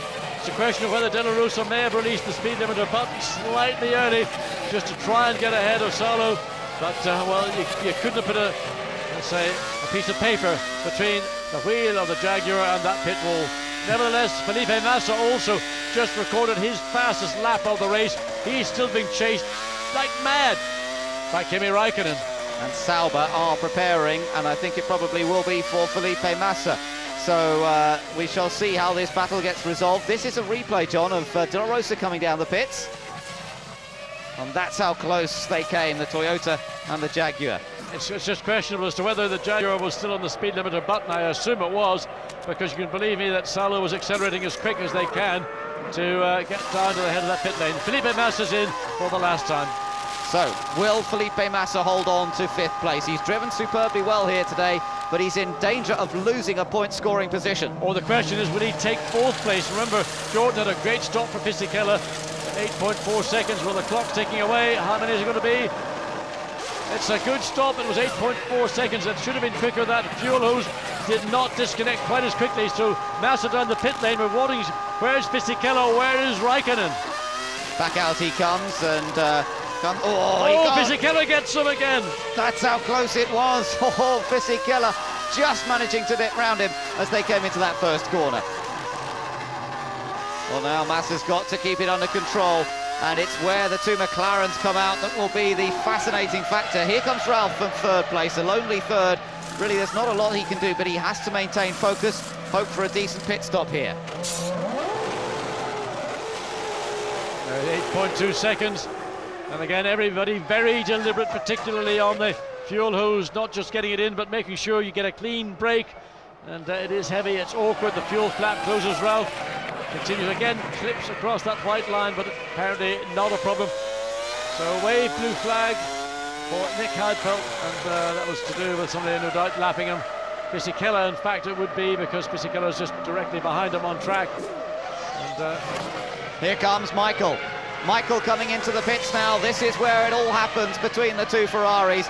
Now, Barrichello will have to push to get away, try and open up enough of an advantage. 0.7 of a second, that was the difference when they came into the pit. Michael came into the pit lane. Fuel in and fuel out, 6.8, 7.6 in reality. And that's as quick as I think we've seen all day. Well, Schumacher makes his way around. We see Trulli comes out. Here's the battle. He's got Nick Heidfeld ahead of him. Michael Schumacher will want to get past the Sauber instantly. And I'm sure there will be maximum cooperation from Nick Heidfeld for his countrymen. Well, I would think so, but yes, Schumacher really does have to find a way past the Sauber as quickly as possible here so that he doesn't get held up. Montoya is also ahead of him on track, and he needs to quickly find a way through, otherwise this could be the moment that he loses out the advantage to Barrichello. So what a Grand Prix this is turning out to be, not just a battle between the two Ferrari drivers. Again, watches as Heidfeld. It's Massa, Philip Massa coming back in. Well, that was pretty easy for Fisichella in reality, because he had the momentum, he had the tyres up to pressure, tyres up to temperature. Rubens Barrichello now comes out of 13 and drives into the pit lane, cuts in at the last possible moment, and has to be careful, maybe not quite so committed through that long right-hand corner as Michael Schumacher gets the speed down. He's got to be absolutely wheel perfect. He's got to be precise, not lock it up, not slide and overshoot the pits. So 7.6 was Michael Schumacher's total time. Schumacher through turn 13 up to turn 14. 7.6, it's exactly the same, John. Here we go. The battle between the two Ferraris. Rubens should stay in front, but where is Michael coming down the straight? That's where he is. And Rubens Barrichello appears on the left-hand side as Montoya comes in for his pit stop. But it's this battle. Barrichello rejoins in front. And unless Michael does something very, very brave Watch here... into turn 2. Well, no, he's not. He's not going to do it. He's not going to challenge. He's going to defend his position, but he's not going to try and go for that last-minute lunge. If that had been perhaps somebody not in a Ferrari, he would have gone for it. Well, he's got an opportunity. He wants to put pressure on Barrichello. Turn 4 is not a bad place to do it. Barrichello's tyres, of course, just going through the first 4 corners. They're up to heat because they're preheated before they go in the car, but of course every set of tyres does feel different. It takes a couple of corners, maybe a lap, to get a sense for what that fresh tyre, more fuel on board is going to do. Michael's had that advantage in one lap, but of course he's had to carry that little bit of extra fuel for that additional lap. So, fantastic racing this between the two Ferraris, and it's Barrichello who merges from that second stop with the advantage, and it's still, we're waiting for the two McLarens to come in. They haven't made their second stop yet, and they're putting in some very quick times at the moment. A 1:17.1 for Raikkonen, a 1:17.3 for David Coulthard, and this is their opportunity. Yes, but further down the field, Felipe Massa is really now being held up by Giancarlo Fisichella because they're running in the low 1-minute 19s. And I think Felipe Massa is feeling frustrated because he just lost the opportunity to get ahead of Fisichella. Currently that would be for 6th place. And in the meantime, the two McLarens are charging away, running in the low 1-minute 17s. And if they can continue to run at this pace, when they make their pit stops, they will come out ahead of Fisichella and Felipe Massa. So Raikkonen and Coulthard could consolidate their pit stops and end up in 4th and 5th places. That really would be quite something, but it does look as though the McLarens should be able to achieve that with some very quick laps being set by both of them, Raikkonen and Coulthard. McNish is just lapped again there by race leader Rubens Barrichello, but Nish running down in 15th place in the second Toyota teammate. And Michael dives down the inside. Now, I suspect he got a signal from McNish to say, go, go, go. Nonetheless, for Michael, he did not want to go down the inside line. There is dust, rubber and rubble there. Also, it compromises his corner into turn 6, and therefore the exit. Felipe Massa pushing hard, but Giancarlo Fisichella, there's the gap. It's increased a little bit. It's up to 1.4 seconds. Fisichella has to push as hard as possible now, knowing he will be told by the team that the McLarens are going to be such a threat, but I don't think he can do enough with... McLaren are getting ready. They're already in the pit lane. There we see the team. So will it be Raikkonen? Will it be Coulthard? Yes, and will they get out ahead of those two? I think they will, ahead of Fisichella and Massa, but they will need clean pit stops. I think it'll be, I'm sure it'll be Coulthard, because Raikkonen, who's that bit further ahead of Coulthard, if they can keep him out running in clear air, he can run at the pace he needs. Look at him through 10-12, and absolutely he is using every ounce of horsepower that Mercedes engine provides him. It'll be DC, I believe, that will come in. They'll keep Raikkonen out as long as possible, as long as he's in clear air. It is David Coulthard in for the second and final time. So round the top corner into the pits he comes. He had dropped away a little bit from Raikkonen in those last few laps, bit of traffic coming into play. The gap between them, 3.3 seconds as he comes in. So not really a prospect here of beating Raikkonen on the pits. It's more a problem or a question of trying to get out in front of the Jordan of Giancarlo Fisichella. How long is it going to take? 8.2 seconds. And now he heads down pit lane as Fisichella comes through turn 13. So Fisichella again with Felipe Massa on his tail.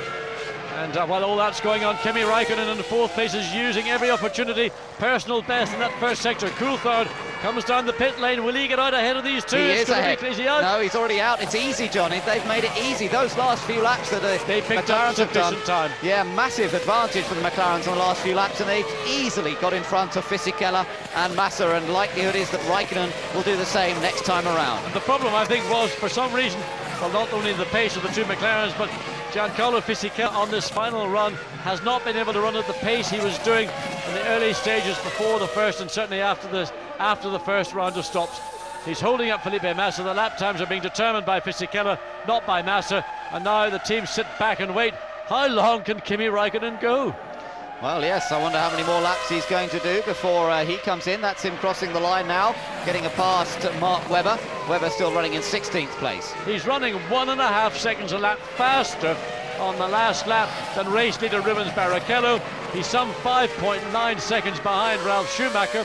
Now, Ralf's had 2 stops. We don't know whether Kimi Raikkonen, he must surely make a second stop. If he doesn't, well, this is going to be a bit of a special drive indeed.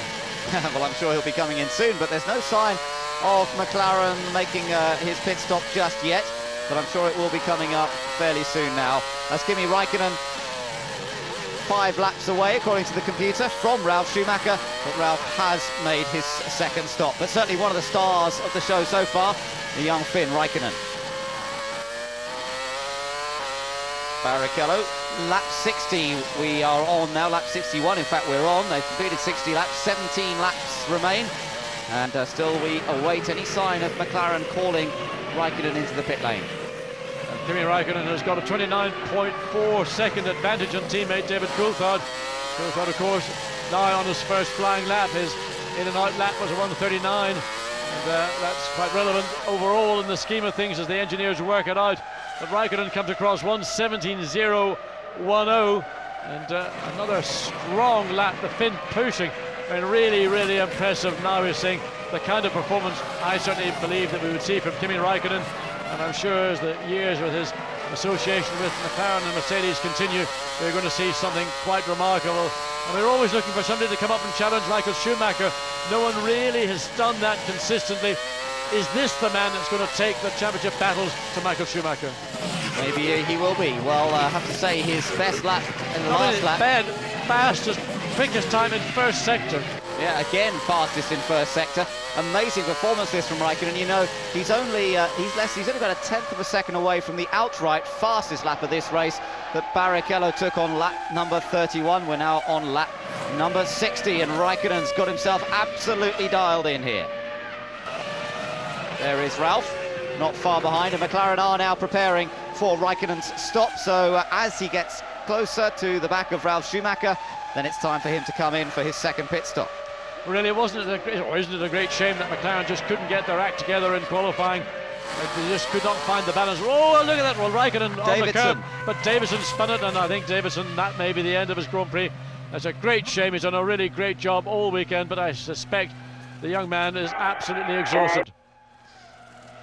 Well, there is Raikkonen in the pits. It's a clean stop, I think. The fuel's still going aboard. Yes, 7.8 seconds gets him out cleanly. He will emerge ahead of Coulthard. Yes, that was a quicker stop than David Coulthard. He was able to go deeper, therefore less fuel required, and that's the benefit of being able to do strong runs, long runs. There we see Coulthard just coming out of 14 as Raikkonen dives down into turn 1. So the McLarens, the two McLarens that started such a long way back on the grid, 10th and 11th places, have now worked their way up into 4th and 5th positions, both in the points. It's a pretty impressive race performance today from the McLaren Mercedes team.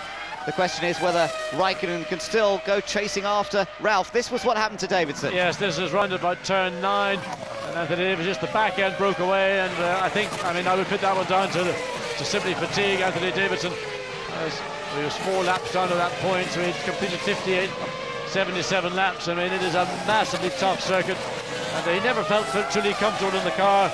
On Friday, he said that his back was hurting him.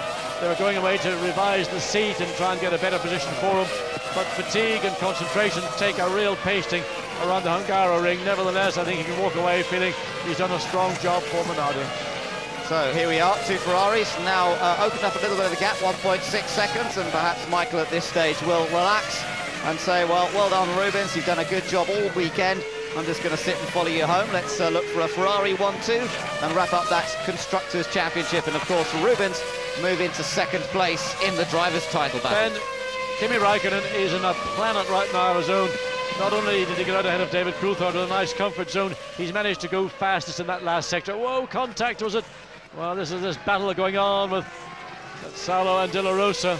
Ignatius further 9 seconds behind that battle. That's a battle for 13th place. Great to see. They're still hard at it though. De La Rosa having a little bit of a go.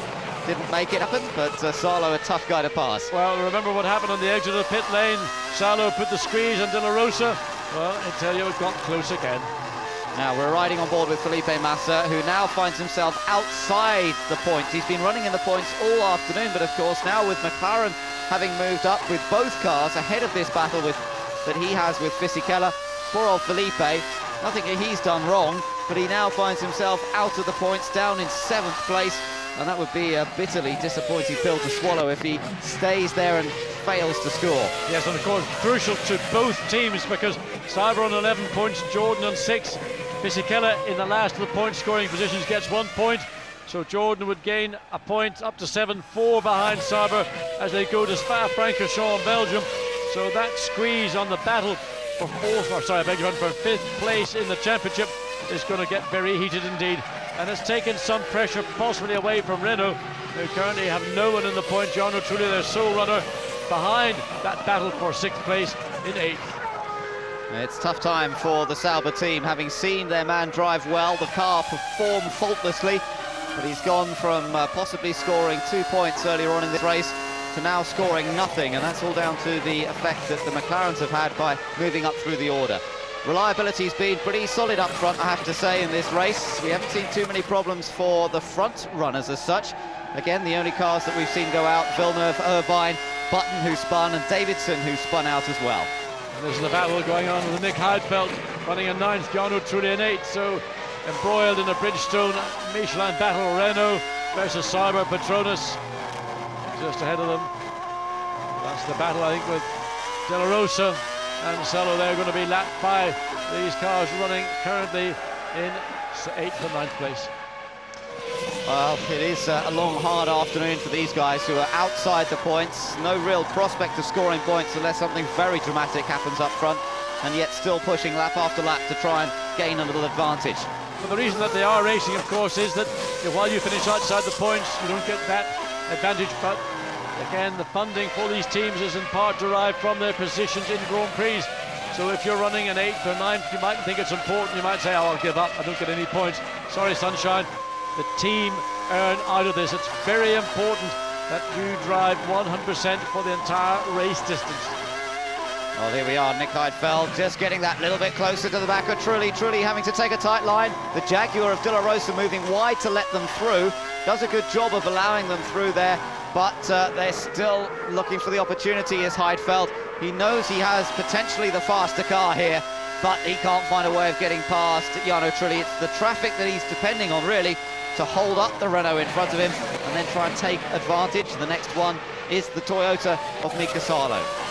So always a traffic situation, you look to it to try and make opportunities for yourself. And Jarno Trulli knows that every bit as well as Nick Heidfeld does.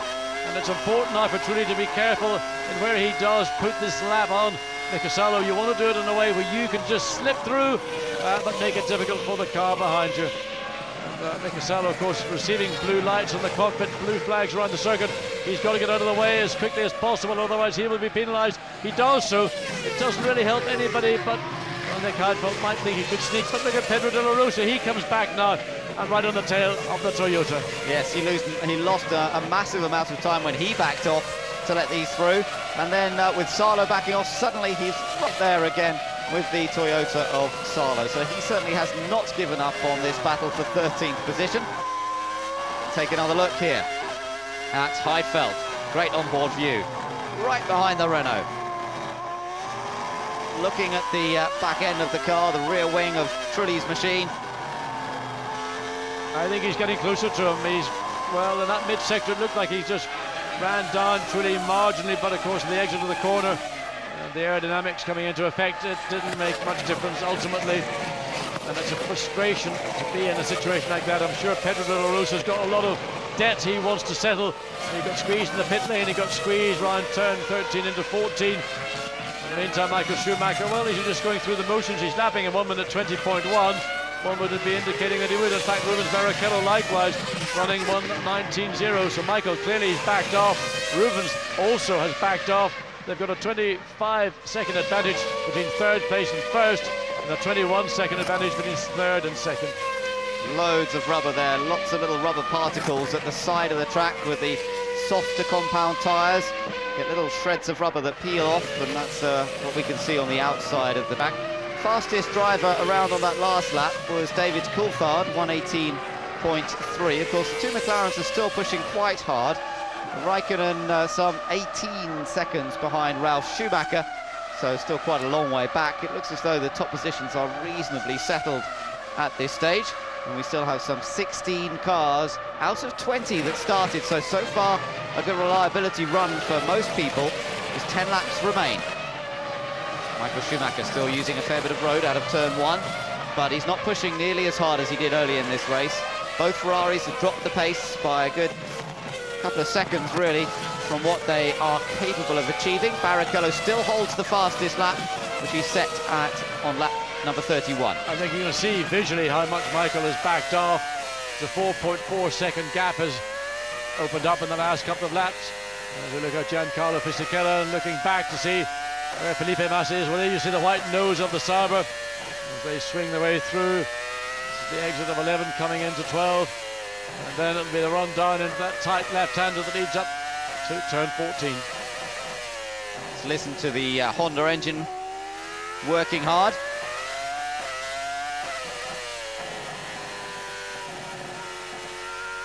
Of course, there'll be a different engine note in the back of a Jordan next year, as we've learnt this weekend. It'll be the Ford V10 rather than the Honda V10. Well, some people might call it the Cosworth V10. It'll be built by Cosworth, that's for sure, but there may be a sticker on it called Ford.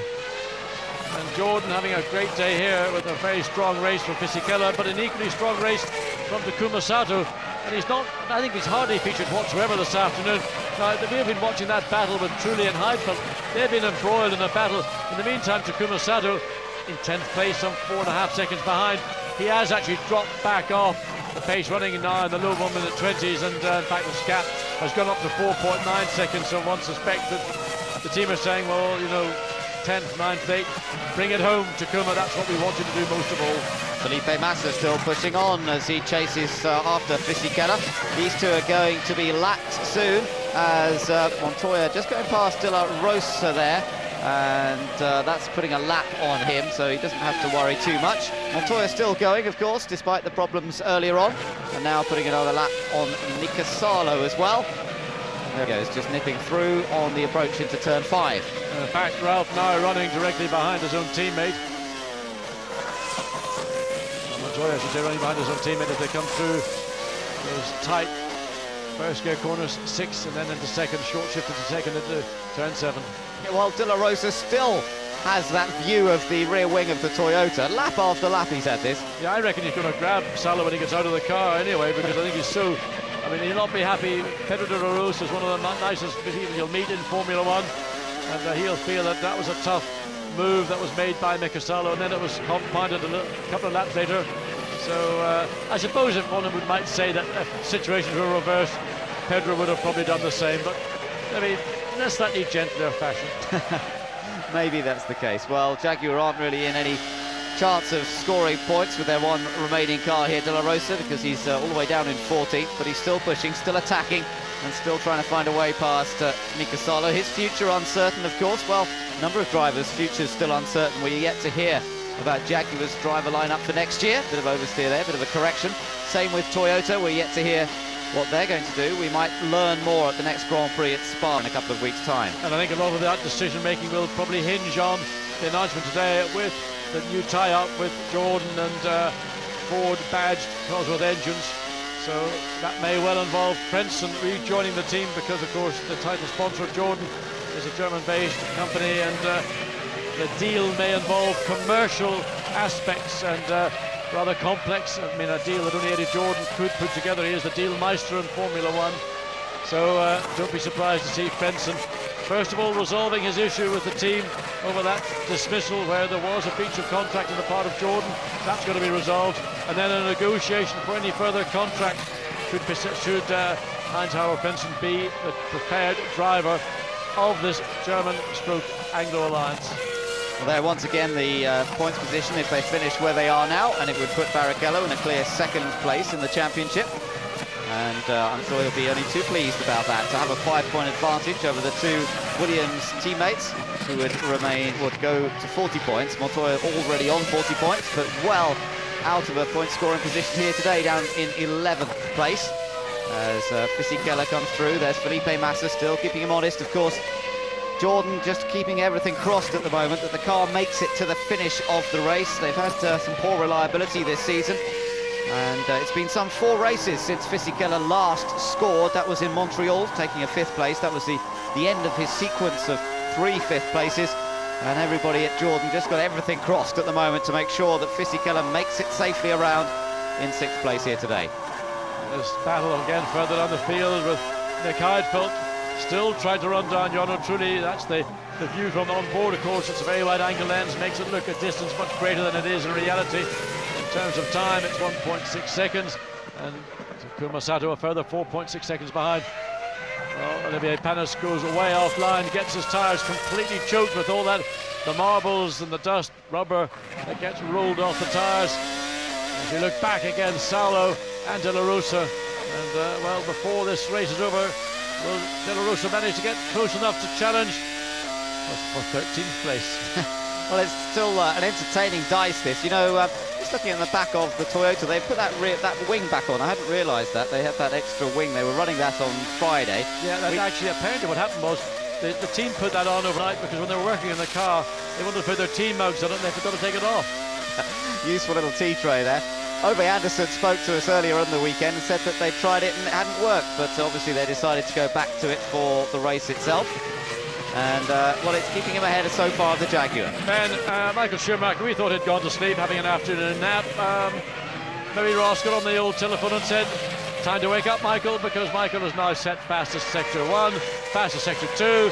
The gap was 4.4 seconds, it was down to 3.9. It is now down to 0.6. New fastest lap, 1:16.2, and I think that may well be a new lap record as well. It is a new lap record by half a second over Mika Häkkinen's mark from last year. And I think that's a bit of a point. Maybe Michael said, I'm going to show this little Brazilian teammate of mine, who is the world champion. And just to make the point, he took about 3 seconds out of Rubens on that last lap.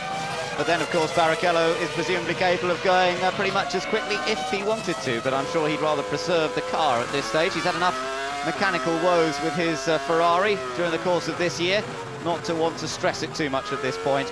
And as long as he keeps control, he's heading for his second win of the season. There was a wry smile on the face there of Ross Brawn after that magic lap from Michael Schumacher. Well, here we're seeing, this is Ross talking.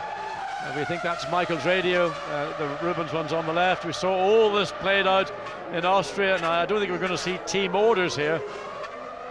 But clearly Michael wanting to say, well, I am the fastest guy in Formula One. I can drop back in the space of 1.5 laps. I clawed back 4.4, or just 3.8 seconds, in fact, in reality it was. I mean, Rubens, of course, not running at race pace. Rubens pretty much matching Michael all the way around this lap, and pretty much all the way around the 73 laps of this year's Grand Prix. Well, it's a relaxed and already it's almost festive mood down in the Ferrari pits and on the pit wall.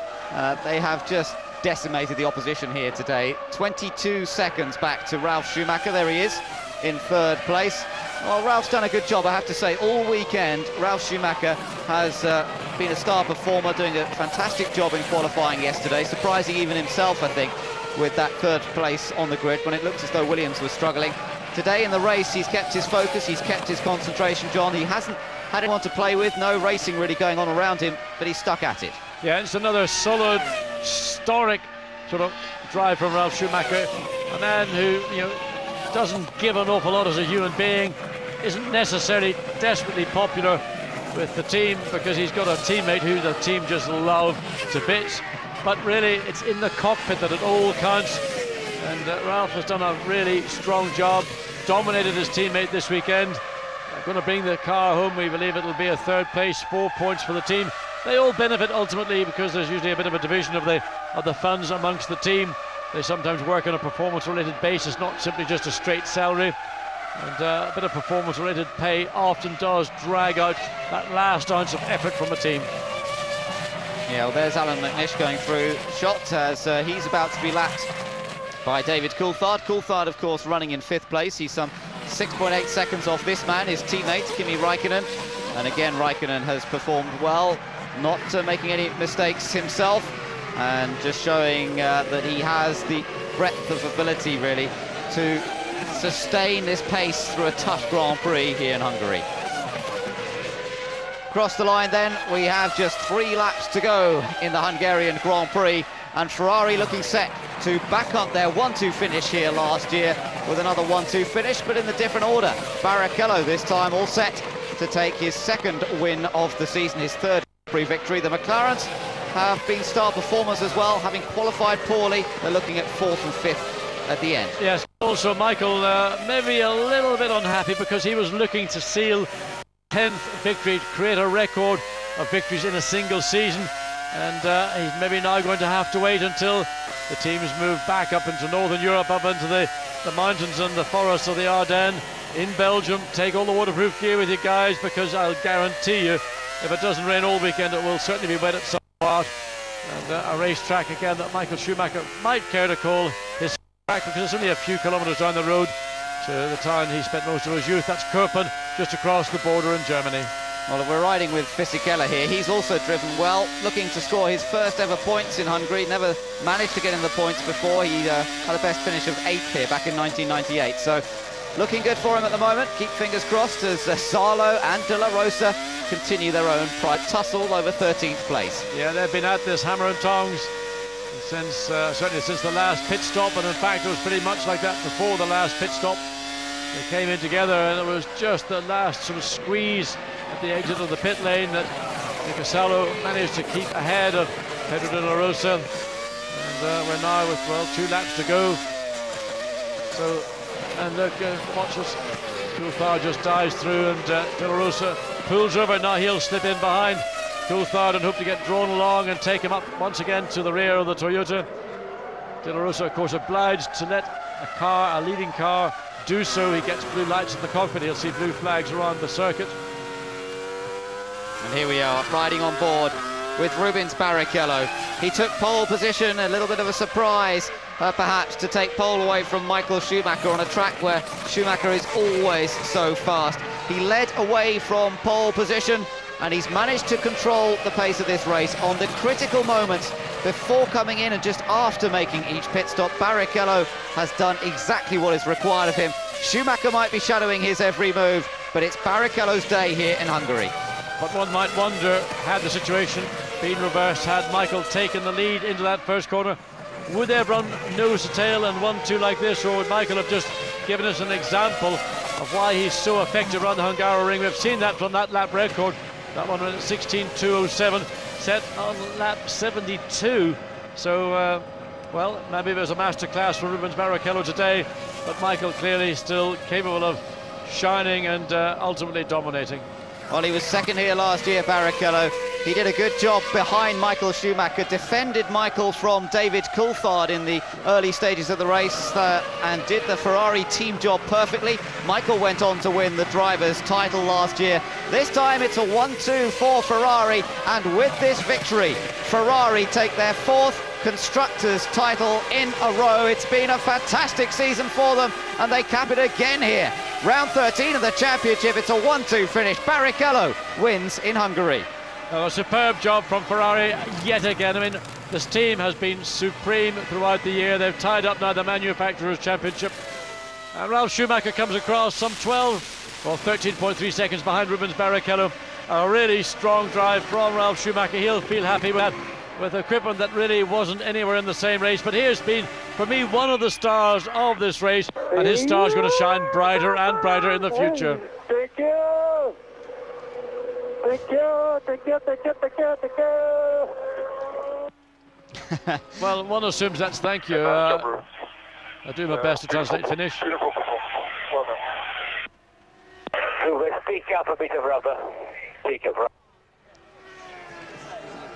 The picking up a bit of rubber, of course, is just to ensure that the weight of the car is all or over the 600 kilograms, which of course is the minimum weight the driver and fluids on board. So just to be sure, you can pick up maybe another 3 or 4 pounds or a couple of kilograms of rubber, and there's plenty to choose from around this racetrack today. So Fisichella scores for Jordan's. He finishes in 6th place, a vital 1 point to the Jordan team, bringing them up to 7 points in the Constructors' Championship, his first point since Canada, and again the result of hard work all weekend long. And again it just confirms and really just tops off a good day for Jordan. They lost their Honda engine, they're now going to a Ford badged V10. So, I mean, Eddie has got reason, as do the entire team, to celebrate. Well, Barrichello certainly making sure he does drive offline, picks up a little more rubber, and I'm sure that's partly as well, as you say, not just weight, but to cover up the grooves on the car, on the tyres, which are now quite worn at the end of the Grand Prix. That was the moment of celebration as Ferrari celebrate a 1-2 finish, the Constructors' title all wrapped up. They've done it all. And we're only at the 2/3 distance mark through the season, still 4 Grand Prix to go. And Jean Todt, the architect of this team, can celebrate once again. Luca Badoer, a man that we don't see on racetracks these days, but we see doing an enormous amount of testing on behalf of Ferrari. He, in part, is the reason why this car has been both so competitive and reliable. He, along with Luciano Berti, have done, well, I mean, almost week upon week of sometimes mind-numbing testing at Fiorano and at Mugello. and their contribution. Luca de Montezemolo and Jean Todt have said if Luca Badoer wants a job for life at Ferrari, he's got it. Well, he has certainly made a massive contribution. And Rubens Barrichello coming through to receive the applause of the crowd here. 11 wins for Ferrari now in 13 Grand Prix this year. It's a stunning record, isn't it? It might not be quite up to that McLaren 1988 record, but, you know, they're still going to be tough to beat in all the remaining Grand Prix this year. Spa, Monza, Indianapolis and Suzuka. You still have to say Ferrari will be favourite. I think there's nothing to say in the car. The team are operating at such an incredible level. I mean, think about what Williams and BMW are doing. Think about where McLaren and Mercedes-Benz are in reality. The weakness of McLaren right now is that the car is not as generous to the team in qualifying situations, but we've seen blinding races from Coulthard and Monaco, stunning race from Raikkonen in Manicourt, the French Grand Prix. Again, they just cannot afford to qualify 10th and 11th.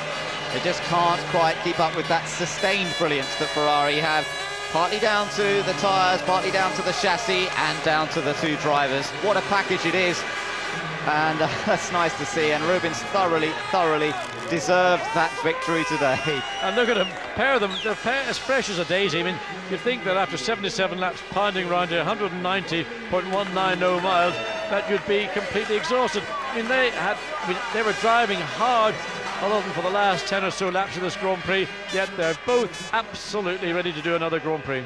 Well, there are the constructors' points, and Ferrari have indeed wrapped up the championship, some 77 points ahead, and with 65 points available, that means it's all over for Williams BMW, as they really expected. They're still involved in a battle for second place in the Constructors' Championship with McLaren, but, well, Ralph scoring 6 points here today, of course, and McLaren are slightly outscoring because they got both of their drivers into that top 6. They're the celebrations, though, Michael. There's Felipe Massa. You know, I do feel for Felipe Massa today, John. If somebody deserved a point, it was that young man. Unfortunately, he was best of the rest in 7th. Yes, but I think that race again will be noted. It was a very, very strong race. He raced hard all afternoon with Giancarlo Fisichella, probably one of the most underestimated drivers in the paddock. The Jordan performed, it was reliable, it had the performance, and I mean, you can't take anything away from Jordan. They earned that point. It wasn't one that was deserved, that was an earned point, and that was due once again to a superb qualifying from Giancarlo Fisichella. Felipe Massa, he may have redeemed himself, I'm sure he has. Well, the fans are on track. They're getting ready for the top 3 to appear on the podium, and I'm sure we're going to see a very happy Rubens Barrichello. There, the Williams crew looking pretty happy as well. That was a good effort from Ralf Schumacher in particular. A little disappointing with their other man, Juan Pablo Montoya, over the whole weekend. That's the way it goes sometimes, and I'm sure they'll be looking forward to Spa in a couple of weeks. Perhaps Williams will be able to challenge there.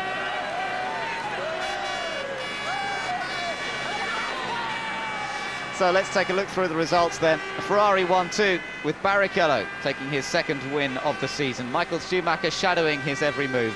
Ralf Schumacher a solid 3rd place, but Raikkonen and Coulthard managing to recover from a very poor qualifying session yesterday to score points here today. Giancarlo Fisichella also scoring the final point for Jordan. Felipe Massa disappointed in the end after a well-driven race, and then all the rest lapped, including Trulli and Heidfeld.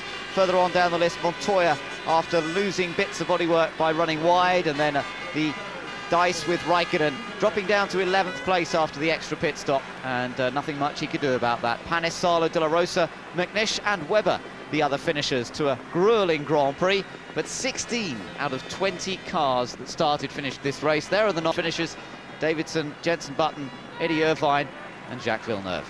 Yes, that's not a bad finishing record on a track where, you know, mechanical reliability can be suspect, but principally it's down to drivers. This is a race where driver fatigue does come into effect, and well, 16 drivers did a great job, 16 teams did a great job. And in the case of the other 4, well, I think Anthony Davidson was the only one that might be put down to a driver error, and I think, well, he did a stunning job all weekend, and I think by and large can be excused whatever caused him to slide off track midway through the race. Oh, well, there he is. Well done, Rubens. You did everything asked of you. Fantastic job. And as at the Nürburgring, it's time for the Brazilian anthem.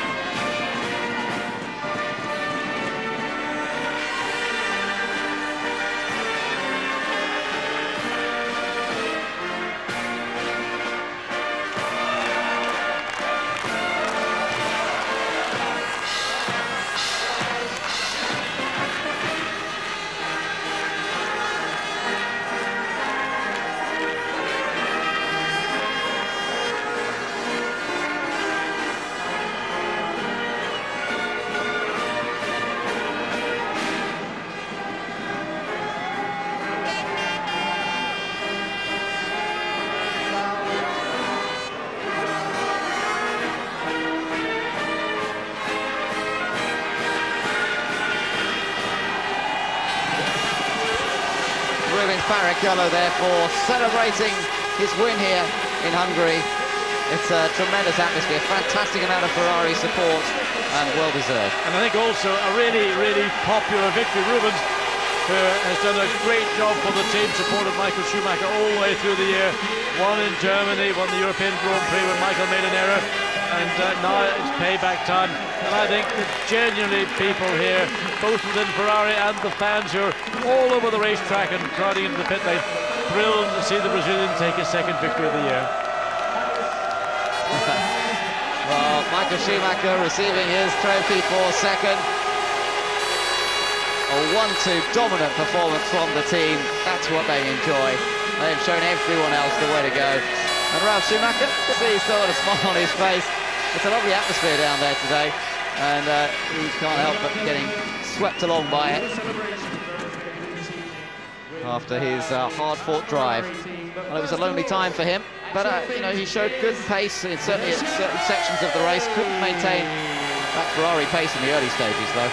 No, they couldn't, but I think what he did, he showed a lot of character. And there we see, in fact, the race pace, Ben, virtually within half a second of last year's race time, which I suppose maybe due to the fact that both Ferraris did back off fairly dramatically in the last 10 or so laps.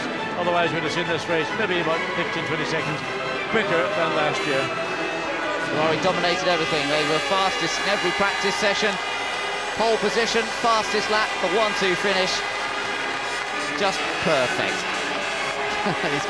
Rubens is going to have to be a bit careful the way he waves that bottle around. Yeah, he was sort of waving around. I think Jean Todt, if he didn't get a clunk on the head, he certainly got pretty close with, of course, Jean Todt once again getting a real eye full of sparkling, sticky champagne. And Rubens, well, he is delighted. He is absolutely over the moon. I think he might have clobbered Jean Todt because his eye looks a little bit red, and he certainly got it closed. Oh, that's yeah, that could have been a little bit painful indeed, as you say.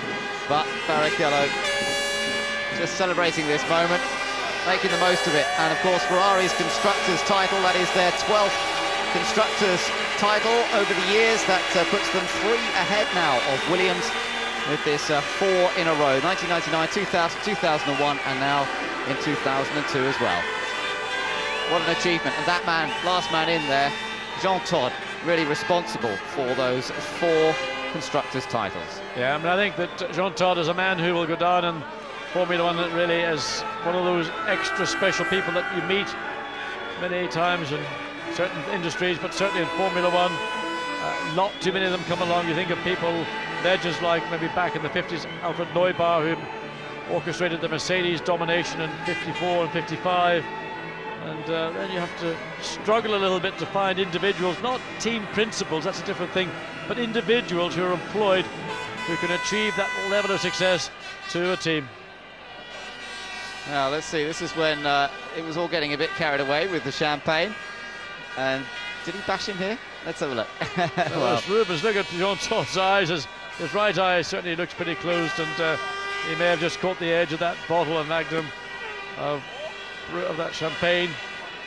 So Ferrari engineers, these of course are the race fans.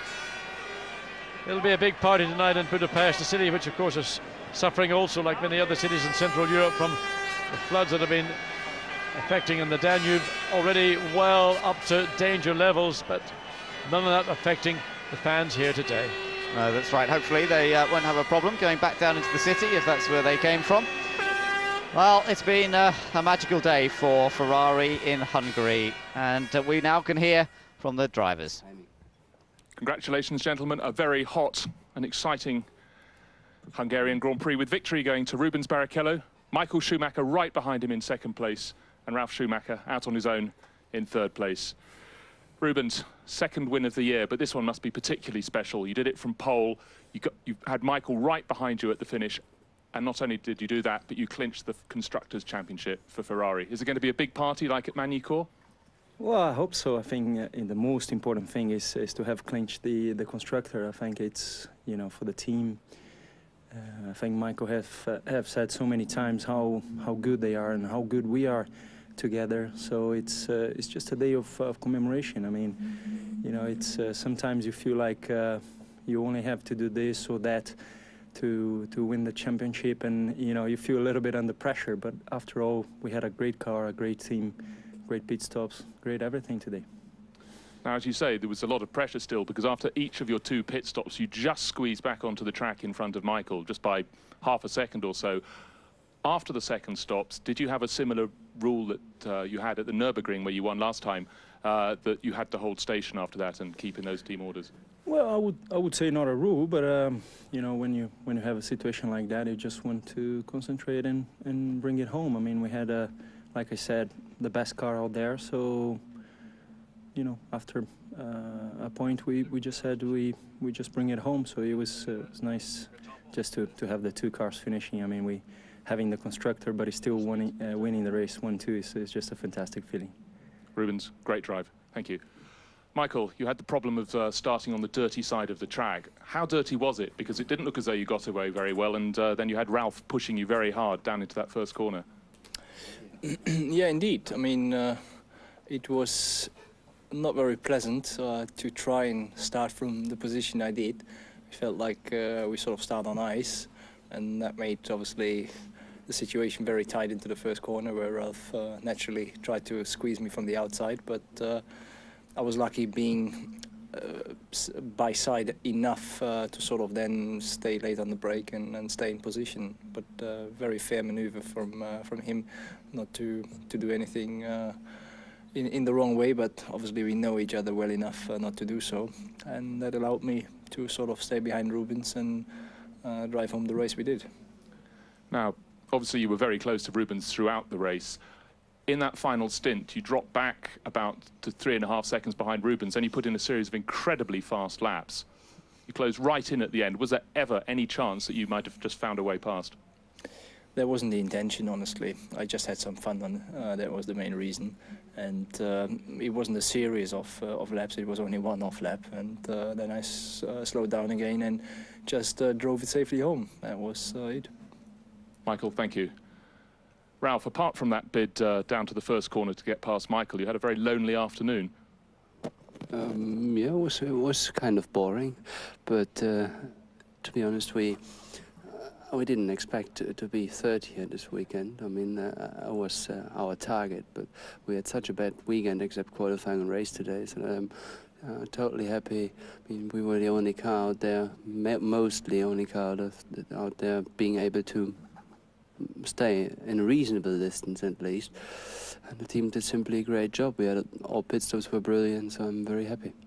But it was clear that you were pushing very hard, not just sitting there because the car in fourth was some way behind you, because after about 15 laps the gaps to the leader stabilised. Was that because your tyres came in, or was it just because no, whatever? No, my tyres came in and I was pushing the whole race.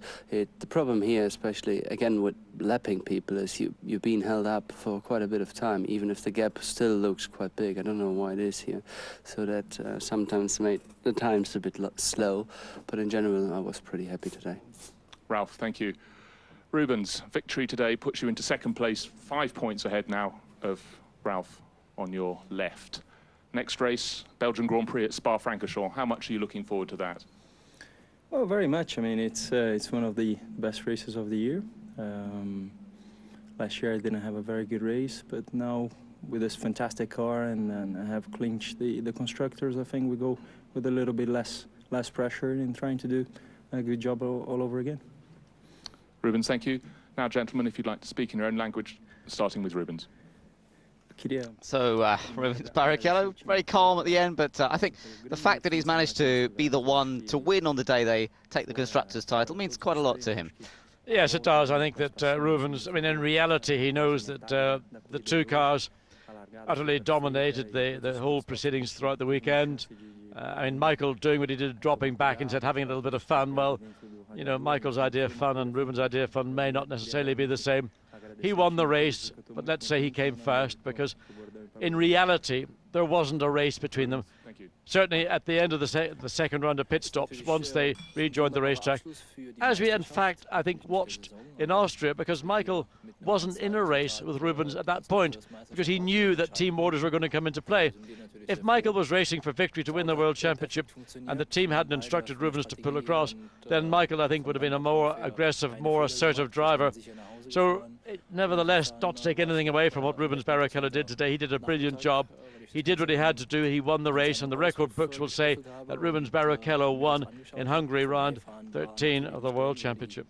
That's right. That's what will be remembered, and fully deserving winner he was as well. And Michael Schumacher having to settle for second place, so it's broken that run of successive wins again. He cannot seem to crack this one of 5 wins in a row in a single season. He's done it, as I said earlier, between 2 separate seasons.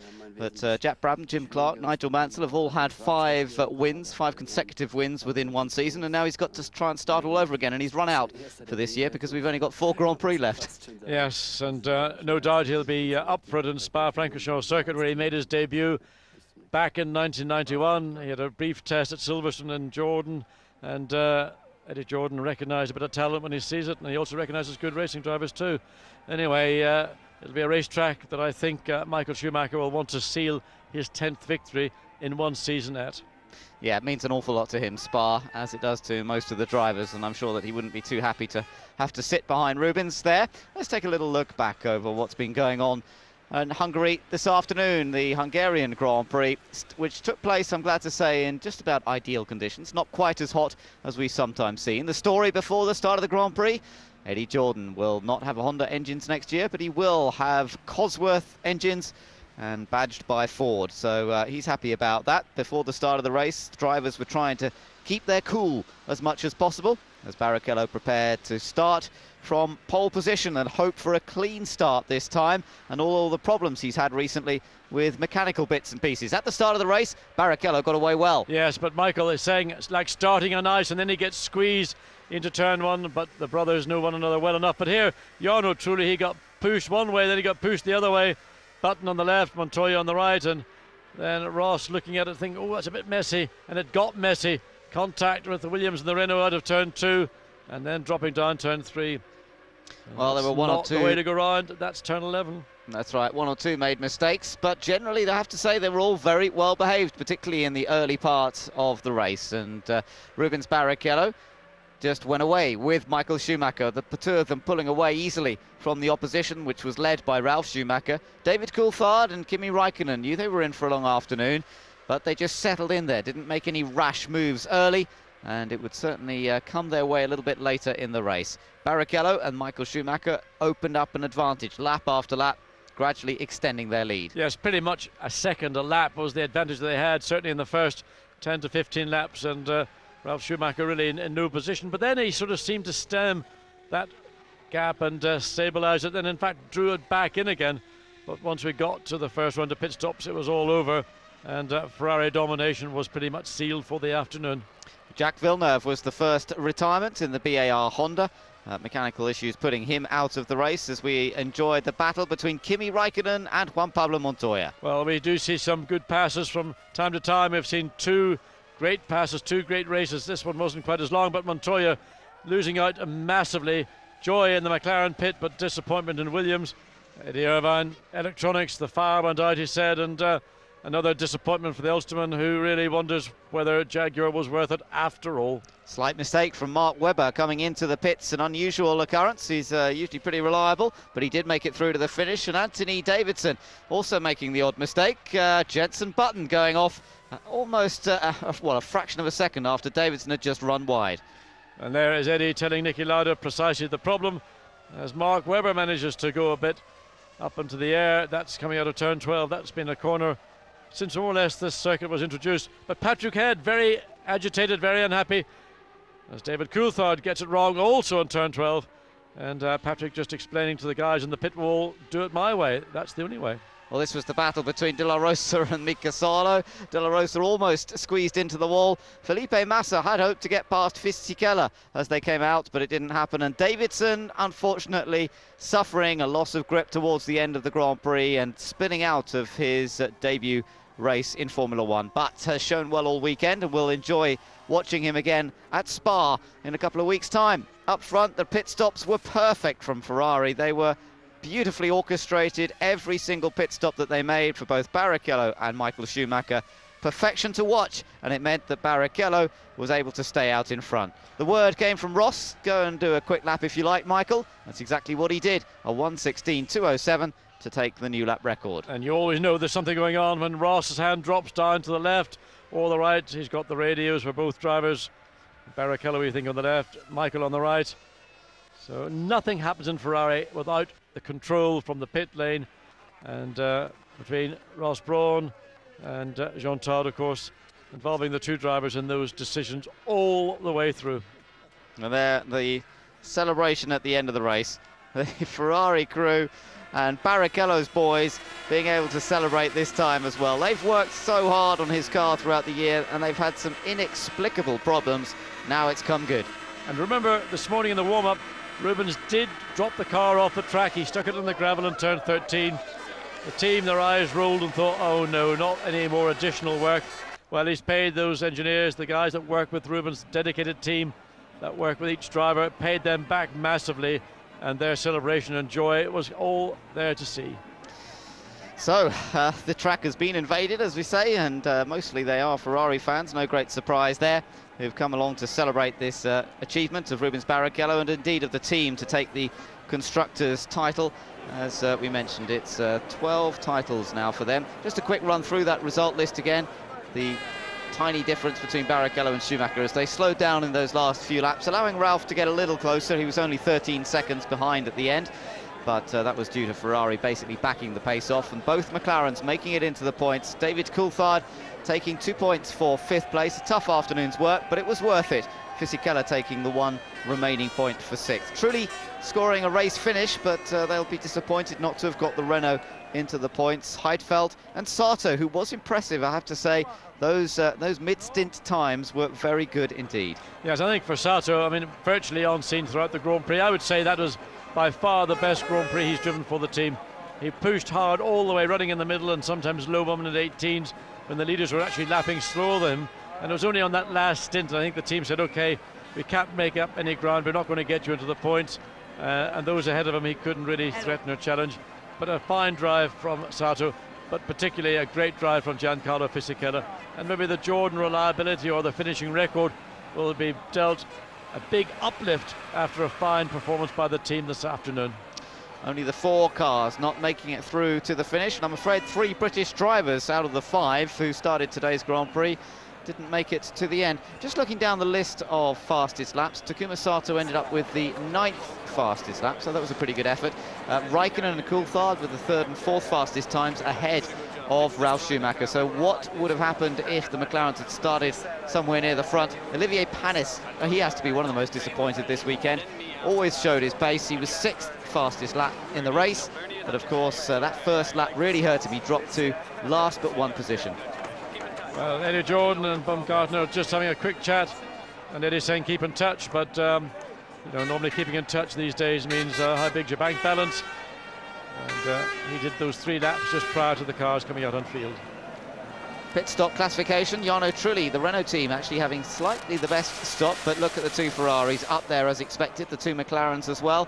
Good effort from Sauber to get Felipe Massa out very quickly. Williams not scoring quite so well on the pit stop classification this time. Takuma Sato, 12th fastest stop for him, and on down the list as well. But once again, Ferrari showing why they're a winning team. Not only have they produced the best car this year, but they have amongst the best pit stops. And also just getting a glimpse of the, well, I'm going to say the joy, but there's one of the marshals who's probably worked very hard all day, certainly having to stand out in the heat. Fortunately, the humidity was pretty low, and he's just knackered. That's right, it's been hot, it's been hard work, and Nick Heidfeld has made it back to the Sauber pit. Peter Sauber having a chance to catch up on a late lunch there. Yes, talking to Roger Benoit, that was the journalist we saw speaking to Mario Tyson of BMW, who runs a book throughout the weekend, and of course Roger, Swiss-based, Swiss national, and just having a quick bite to eat before they all pack up and jump in the rent cars, make the second Grand Prix of the day back to the airport just outside Budapest, and make their way back home again. Speed traps, and Montoya actually ended up with the fastest speed over the speed trap by 1 km/h from Michael Schumacher. Raikkonen and Coulthard were both well up, I noticed, on the speed trap figures this time. Mercedes have done a lot of hard work this year, and they definitely are much more back in the ballpark after a disappointing start to the season for them. And that pace of the McLaren Mercedes evident throughout the race. Just a question of being further up on the grid. Next time in Spa, I'm sure they'll rethink their qualifying strategy, perhaps to use the tyres a little more effectively over that one lap in qualifying. Yes, but I do think that the point that Ron Dennis was making all the weekend was that the tyre Michelin brought was a very conservative tyre for the conditions that everybody knows prevail here in Hungary. They brought the perfect tyre for the Monaco Grand Prix, and it played to all the strengths of McLaren, in this case David Coulthard. But here the tyre was just too conservative, and it had penalised McLaren more than anybody else. The Williams and the Renault may be slightly more aggressive with the tyre. They got the temperature, but they couldn't get the job done at McLaren. There we are, just looking at those fastest laps. As you can see, Panis with the 6th fastest lap. Again, the Ferraris way ahead, but Raikkonen with a 16.926. You know, that was a quick time indeed from Kimi Raikkonen, and showed that McLaren Mercedes race pace was right there. It just didn't work for them in qualifying at all. So Panis, one of the more disappointed today, ended up finishing in 12th place, but proved his pace. Heidfeld, 8th fastest race lap. Sato with the 9th fastest, but it was a consistent run of laps that really was impressive from Sato at a time when other people weren't going so quickly, and that's what we certainly noticed during that race. Fisichella only the 12th fastest race lap, so Sato actually had a better individual race lap than his teammate Fisichella, who finished in 6th place. Yeah, really what it does is just confirm the importance of qualifying, but the practice that goes beforehand to ensure that when you go out for that 1 hour, usually it's 4 runs, that you've got a car that you can really have confidence in, and you can make the commitment. It's all about having trust in the machinery to make the commitment, and therefore the times can come. And Fisichella was supreme in the Jordan on Saturday afternoon, starting 5th on the 3rd row of the grid, and he gets his reward with 1 point in 6th place. Interesting to note that Davidson had a slightly better, faster lap than Mark Webber. Davidson, of course, did spin out late in the race, but showed his pace during that race as well, with a slightly faster lap than Mark Webber, and also in his first Grand Prix here at Hungary. But of course, Webber with a lot more experience from this season so far of running a Grand Prix distance. Yes, and I think Anthony can do now too the Belgian Grand Prix, entirely different circuit, but one, of course, with his familiar, mind you, a Formula 3 car and a Grand Prix car. Every corner you know is a different corner on a Formula 1 car. Nonetheless, he's now got the Grand Prix experience under his belt. He's got over all the jeeps and all the things that a driver does first time out, and he can go there and just approach it from a more relaxed and confident perspective. Well, the pack-up operation begins. They do have a 2-week gap, of course. We're back to the normal routine, the normal swing of Formula 1 calendar, having had 2 back-to-back races, then the 3-week gap to here in Hungary. Now we're back to the normal routine every 2 weeks for the remaining 4 Grand Prix of the year. And a good mood, no doubt, for those remaining 4 races here in the Jordan camp.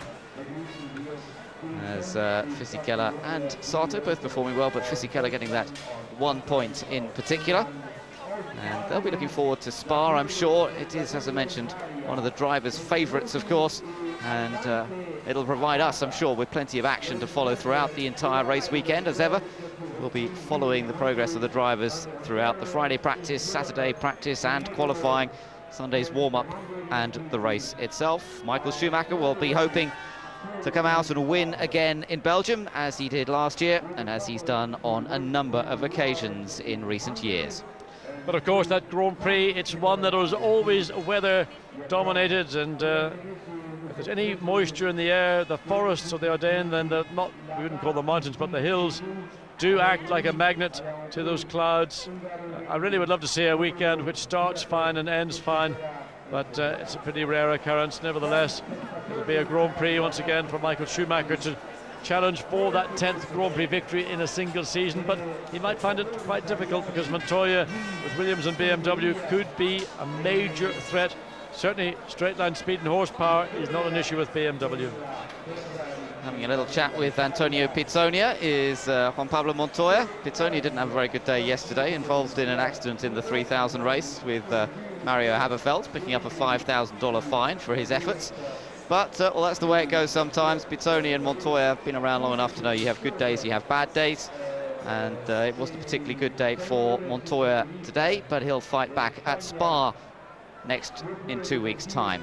So looking forward to that, I have to say. Always enjoy seeing the cars going around the Spa Grand Prix track, John. It is one of the best. It does provide spectacular pictures. As you say, the weather is always a factor, and it's just a great Grand Prix to look forward to. So that's what we'll be looking to in 2 weeks' time, and our Sky Digital coverage will bring you all the action from there. We are shortly going to be seeing the end of pictures from the track itself, but if you'd like to switch over to the Master channel, you can enjoy interviews to the end of the half hour. Thanks for joining us from Ben Edwards and John Watson. Until next time at Spa, goodbye for now.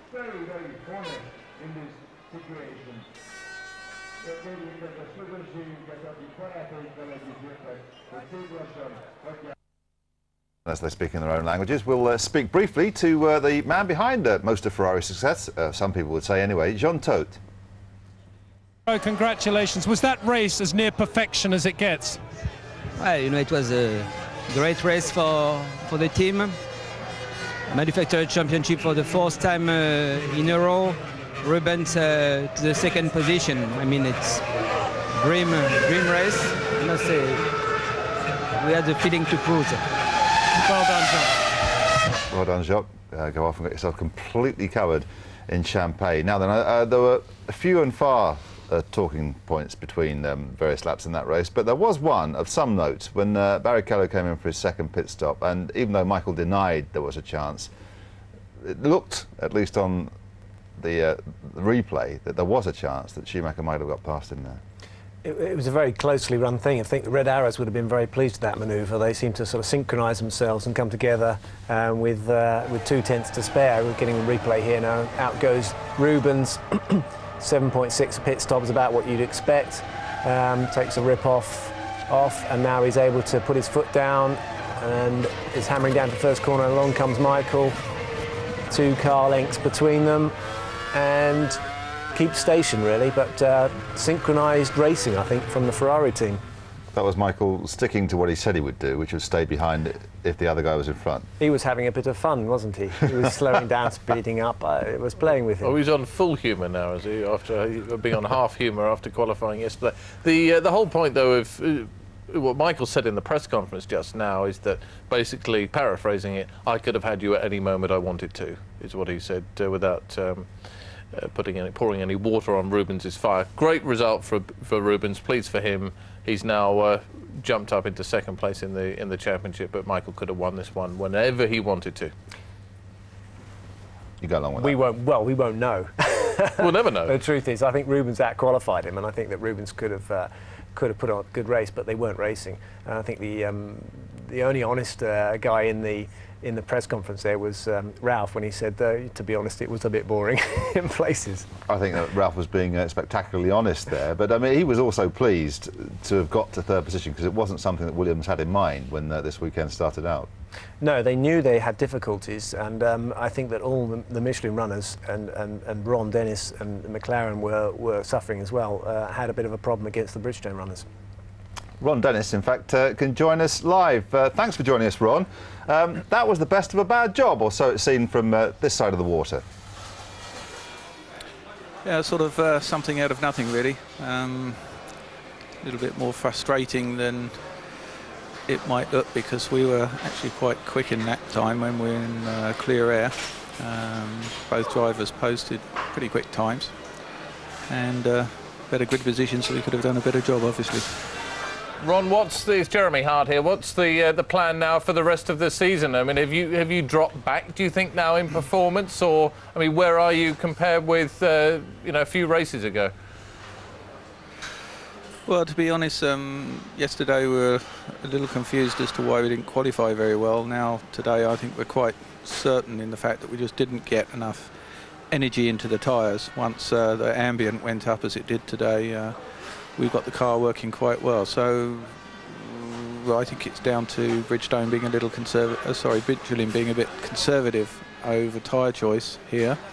Hopefully they won't make that mistake in Spa. We've still got improvements coming through on the car, and we're still going to compete to win. That's what we're in Formula 1 to do, win. And we didn't today, so it's not good enough.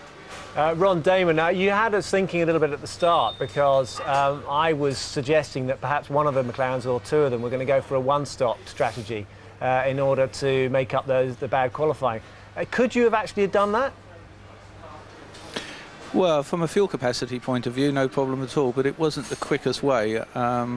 We knew that we had to pick off various cars through the pit stops. It was a little surprising, no cars really dropped out in front of us, which is somewhat unusual. So the 4th and 5th is a little more satisfying, if you could get any satisfaction out of a 4th and 5th, because we had to fight for it. But I think the strategy was right, and as I said, a bit frustrating we weren't able to fight the front three. Ron, thanks for your time. Indeed, all the time you've given us this weekend. We'll see you again in a couple of weeks. Thanks. You're welcome. Now then, what about Kimi Räikkönen? Ron knows all about him. He did well today, as Ron agreed. It was the best of a bad job, and in fact the dice with Montoya, one of the highlights of the race. He's talking now to Peter Windsor. Fantastic drive from where you were on the grid. Just talk us through that drive a little bit. A wonderful strategy too, obviously starting with a lot of fuel in the car. Yeah, the car was quite good. Only, I think so was best what we could do from 11th place today, and quite happy that we got at least a couple of points. And a passing manoeuvre as well. We didn't see many, but great racing from you. No, it was good fun also. Hard race too, physically? Yeah, it's quite hard circuit, especially when it's hot like this, but it's same for everyone. Very good result. That was Kimi Räikkönen. Pleased to bits. OK, we've seen a couple of highlights from the race already. Let's see lots of them, all put together with some music. OK, the final shot there, a smiling, a beaming indeed, Giancarlo Fisichella. Many people say of him, if only he had a better drive, he could be a potential world champion. Or is that the sort of thing you apply to all 20 of them? No, it's not. There are only a few drivers out there who you feel give the best they can nearly every race and consistently competitive year in, year out. And Giancarlo Fisichella definitely is one of those. Would you rank his teammate, Takuma Sato, as potentially one of those? He's come on leaps and bounds this year, but Eddie Irvine once pointed out, in fact it was about Jenson Button, that if you don't see an instant glimmer of something special, then possibly he's never got it. And Fisichella, as Damon's just said, has got it. Sato, I don't think does. I wonder if Anthony Davidson's got it. He's got the kindness to come and talk to us now after what was, Anthony, a really, really disappointing end to your first ever Grand Prix. Yeah, that's right. I'm gutted, and it was a hard race out there, but it was a shame just to lose the back end going into that corner. I just clipped the curb a bit and the back went round, but I was pretty happy with the times, and I think my fastest race lap was actually quicker than Mark, so that's pretty good, I think. Yeah, that's Anthony, it's Damon. Yeah, I mean, you're looking at the lap times there between yourself and Mark, and I think that you showed yourself capable. I think you probably have the thought in your mind now that if you go to the next race, you might do better. What happened in the traffic? What was it like when you were being lapped? Because you lost about 30 seconds at one point. I tell you, that is the hardest thing that I've ever done. I mean, all my life I've been racing at the front, striving to win, and to get lapped is one thing, but for the whole chain of them to come through, it's so hard. It's so hard, harder than it looks on TV. I mean, I never dreamt it could be that difficult. They say this is the hardest place for it, but when you get on the marbles and you get letting the whole chain go past you, and you come to the next corner and you're just fighting with the marbles on the tyres, sideways, and you've got to understeer. I felt so uncomfortable being in everyone's way. You won't thank me for telling you this, but it's a lot easier when you're in the faster cars. Yeah, you got to learn the hard way, I guess. No, I think you've done very well, and congratulations on your first Grand Prix anyway. Yeah, thanks a lot. Look forward to Spa. Anthony, just a quick question. It's Jeremy Hart here. Obviously, you're going to be racing in Spa, but at the moment that's your last race with Minardi. Does that make it a sort of do-or-die thing for you? Have you really got to show what you're made of there rather than, as you say, for here, just try and get to the finish, which obviously you were on target to do at one point? Yeah, I mean, I set myself 2 goals this weekend to qualify for the race and finish the race, and I got one of them, so in Spa I've got to get both of them. Indeed, as they get 2 out of 2 next time, we look forward to watching you do it. Thanks for joining us. Thanks a lot. OK then, Peter Windsor has moved elsewhere down the pit lane to speak to the man of the moment, at least before the race, Eddie Jordan, who stole all the headlines by announcing his deal with Ford for next year. He's with Giancarlo Fisichella, who won a point for him this afternoon. An absolutely classic drive, Giancarlo. Great day to score a point. But Eddie, what did you think of that? Sorry, I'm eating an ice cream. Am I entitled to do that? Well, we've said it before. He made a fantastic start. Qualifying makes the difference here. As we always know, Hungary is little or no passing. Great start, and got to the first pit stop. We always knew McLaren were quicker than us in the race trim at the end, but he defended everything he had to score a point in these conditions with the cars that finished. He knows it. How was the car, Giancarlo? It was a bit difficult, unfortunately. The setup was inconsistent, but anyway, I did my best. That was the maximum.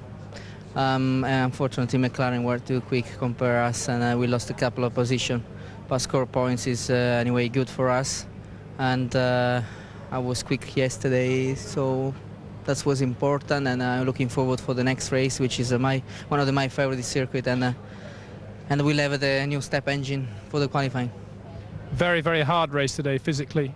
Yeah, very hard race physically. It was very hot, but I did not mistakes, and I feel very good. So I'm pleased about this.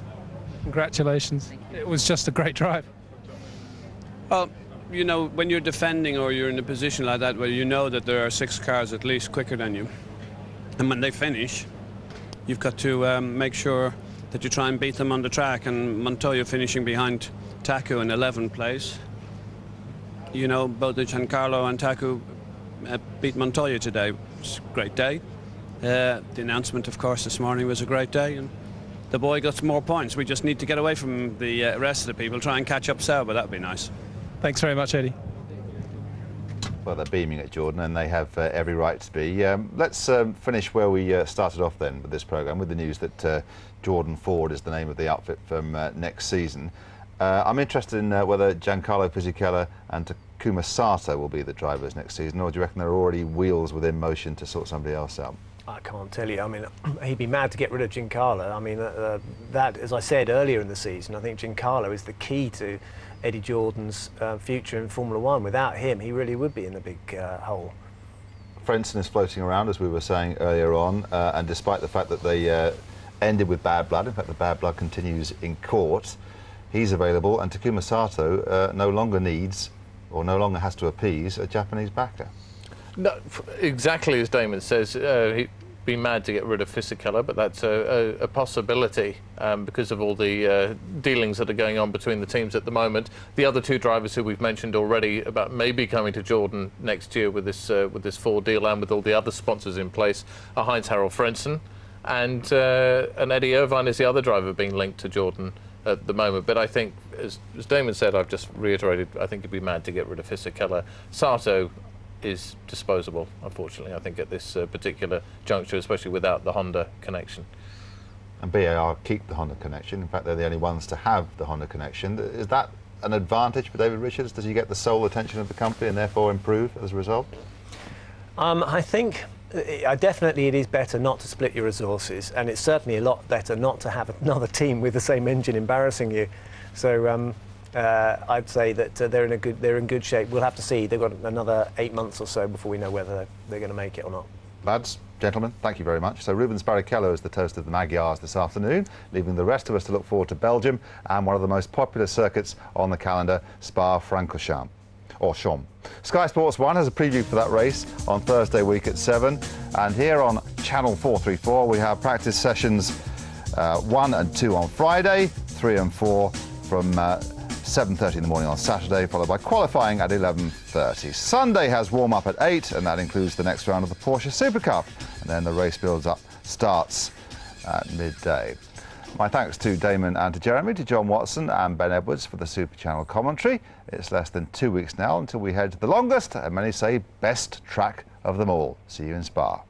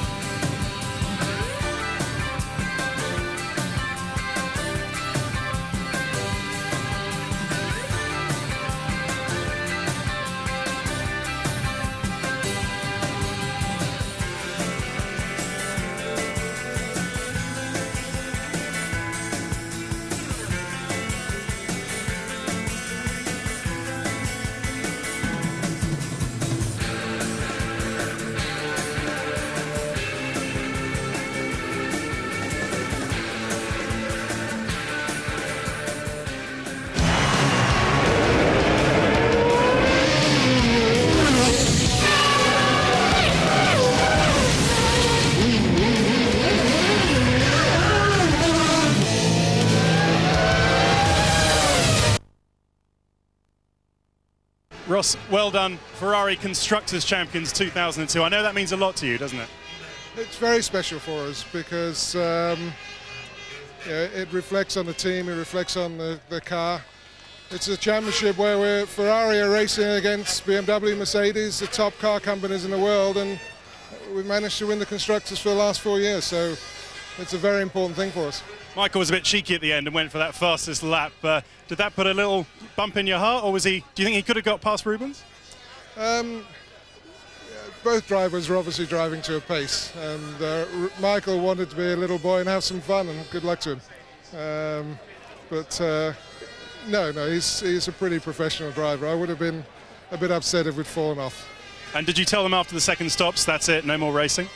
Yes, I mean, we controlled the pace, and I think it's a difficult thing for us. It's a difficult thing for us, because we're racers at heart. But, in 98, we were in Melbourne, and we were trashed by McLaren, and we came back. We did everything we could to come back. If anyone, not criticised, but if anyone's at fault for what you saw today, it's McLaren and Williams and Mitchell. It's not us. You drive a racing car as hard as you need to, and that's what we did today. And it was a fantastic result. Well, you've come back in amazing form. Well done. He deserved a win here. He's a big Manchester United fan. He was shocked what happened to them in Budapest in the week. But there we are, confirmation that Ferrari have cleaned up their 12th Constructors title. Williams looking set for second place, although McLaren might just have something to say about that. And Tony, just looking at Ross Brawn, they're very, very emotional. Everybody out there goes, well, the Constructors doesn't actually matter too much. I mean, it does to people like Ross and the team. Of course it does. It matters to Fiat, it matters to Ferrari, to hierarchy. All the big team bosses want to win the World Constructors' Championship. But what I would have said today is Rubens Barrichello, that's refreshing for everybody worldwide. See Michael Schumacher beaten fair and square. And the last time he did it fair and square was in Austria. Obviously they had to swap places at the end. But on that day, Michael Schumacher said to him afterwards, how did you do that? You were fantastic. Rubens Barrichello was fantastic today. But Michael Schumacher perhaps making a little point at the end there, Mark, with that record lap, but for me, just really underlining their superiority here. Yeah, I mean, I'm a little bit different maybe to Tony. I don't think it was fair and square in some respects, because I thought Michael Schumacher had the paces. He clearly showed, why would you go and stick a 16.2 in at the end? It was to tell you one thing. I'm still the boss, and I could have done it if I wanted to. Yeah, OK, that's a very fair point. We're going to look back at quite a few of the big incidents in the race when you rejoin us. But congratulations, really, to Ferrari. I mean, Michael Schumacher, what an astonishing record he has got up there on the podium after 15 successive races. He has got champagne to spare.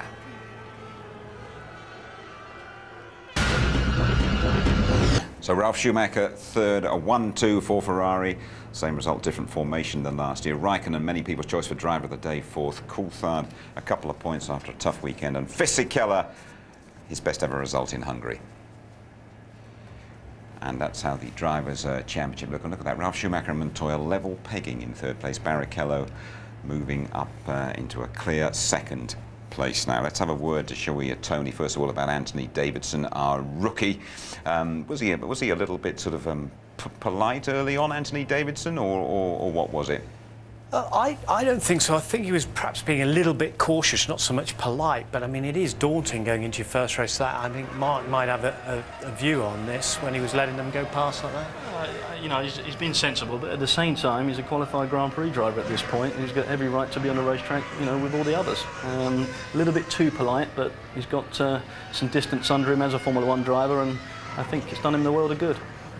Because he was, and there was the little bit where he ran wide. I just wondered if he'd lost concentration there, or maybe there was a problem with the car. Well, I'll tell you what, we'll find out now, because Anthony Davidson is down there. What an engaging personality he has been throughout the weekend, and here he is chatting to Louise. Anthony, well, you didn't quite make it to the finish, but on balance, not a bad performance. Are you pleased with the weekend? Yeah, I'm pretty pleased. Disappointed to have sort of got in the way of Jensen, and so I ended up ruining his race, I think. I'm really sorry about that, but it's a lot harder than what it looks. To be lapped, it's unbelievably hard, and that was it. It was the first sort of wave of cars coming through, and I knew it was going to be hard, and I sort of ran out wide and tried to give him room, but kicked up dust, and he spun on the dust. So that's a bit of a shame, but apart from that, start was good fun. Lots of dust and sliding around everywhere, and it was fun to be behind Olivier. I don't know what his problem was at the beginning, but he's lost a lot of places. It was a good feeling to be in a Formula 1 race. And you're going to be back in the car again 2 weeks in Spa. Your hopes for that weekend? Yeah, I mean, I was able to push harder and harder in the race, and looking forward to carrying that on through to Spa. And we're looking forward to seeing him there. Your verdict, Tony? Well, it was a very entertaining race, but it's clear now that the competitors, Williams and McLaren, need radical solutions to get up there with Ferrari. Mark? Solid performance from Rubens, but my driver today, Kimi Raikkonen. Absolutely right. OK, the ITV F1 website is your place on Wednesday lunchtime. Just to remind you, Hisao will be there. They're having a great season, aren't they, Bridgestone? And he will be your live chat Wednesday lunchtime at 1 o'clock. Jack Villeneuve, first retirement of the race. What was the problem? You were going well. No idea. Suddenly the engine stopped and the gears went crazy. I don't know what happened. Just no warning at all. It just happened. Yeah, it just happened down the straight here. Bad luck, Jack. Thanks for talking.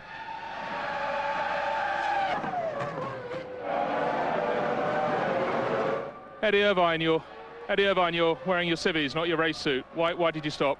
Electrical problem. I had the engine cut completely after about 8-9 laps, something like that. And then it came back okay and was going really, really quick. And then the engine started misfiring a bit, and then it just cut at the first corner. When it misfires like that, are you ever in danger of, particularly on a slippery, dusty circuit like this, of just getting offline and then taking to the barriers? A misfire is not so bad. In the last race, I had intermittent traction control, which is a lot more of a problem because sometimes you go on the throttle and the traction control works, other times you went on, it didn't. And that's what happened to me a couple of times when I spun, but no, there was no danger going off. Different day, different problem. Tough luck, Eddie.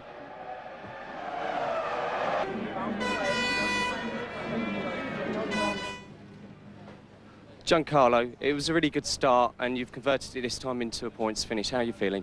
I feel alright. It's been a tough race physically, but I feel still good, and I am pleased for the result. Even if I was in fourth position, I was thinking about this position, but unfortunately McLaren's today were too competitive, too quick compare us, and anyway, I did my best. That was the maximum. Where do you think you lost that fourth position then? Just because McLaren was too quick, that's all. Okay, thanks a lot. Thanks. Well done. Thank you. Nick, it's a finish, but you can't be particularly happy with that. No, definitely not. Finished ninth, and performance of from the whole weekend wasn't really good. I struggled with the setup all the time. Same in the race. Although it was only ninth position, it was a tough race because there was a lot of hard work inside of the car. Right, do you think there was anything that you could have changed in particular that made it easier for you to make up places here? For sure there would be something, but unfortunately we don't know what, because we had problems from the beginning of the weekend. Managed to improve it a bit, but obviously not enough. Okay, hard luck then, thanks. You secured the constructors. First me. You secured the constructors title. How much fun was it? It was very good fun. It was just a good feeling to have done everything, you know, pole position, have had a good start. So it was a fantastic feeling to finish in first place, and it's been a weekend for a good reason. Michael said just at the end he had to steal the fastest lap because you have stolen it in Silverstone. Yeah, you know, initially he didn't say to me. He just said, I'll put a good lap. And then, you know, after all, he said, oh, it was, you know, in Silverstone, I thought I had the fastest lap, and then you put it, so you teach me something. So, yeah, at least, you know, we learn from each other something, and I hope we never make a mistake under that circumstance, because a fastest lap is always a good number and a good thing. It doesn't give you points, but it's a good number. So, you know, he got it, and he's proud of it, and I'm feeling good for him as well. Thank you. Rubens, congratulations for that. Good race. How did you find? It was good that we got some points, and especially when we need to start so far away, and that was okay. If we compare with yesterday, position 11, and then you did a fantastic start, can you explain from your opinion? No, I think so. We had everything for the speed, what we did today, also yesterday, but unfortunately I got traffic and qualifying, and it was just a big mess, the whole qualifying session. And it was a shame because I think so we would have been easy thing to fight for podium. If you can explain us a little bit the fight with Montoya you had, was it easy for you because he had a puncture, or was it difficult to overtake? No, he didn't have puncture. When I was behind him, I got around outside in turn 2, and then I was inside in turn 3, and he just went wide because he tried to stay on the outside. But I just stayed behind him on the beginning of the race because I saw that I was quicker, but it was difficult to get past, and then I saw the opportunity and I used it. Okay, thank you. You will do ITV? Juan Pablo, you don't want, but just a statement about the race and what happened to your car? Maybe? No, I think I had a puncture when I was behind Johnson, and from then on just everything turned really bad. Can you explain this was the beginning of the end then? Yeah, in the start of the car broke down in a few places, and then from then just went into a disaster. So you had no chance against Raikkonen then? No, with that puncture, it's very difficult.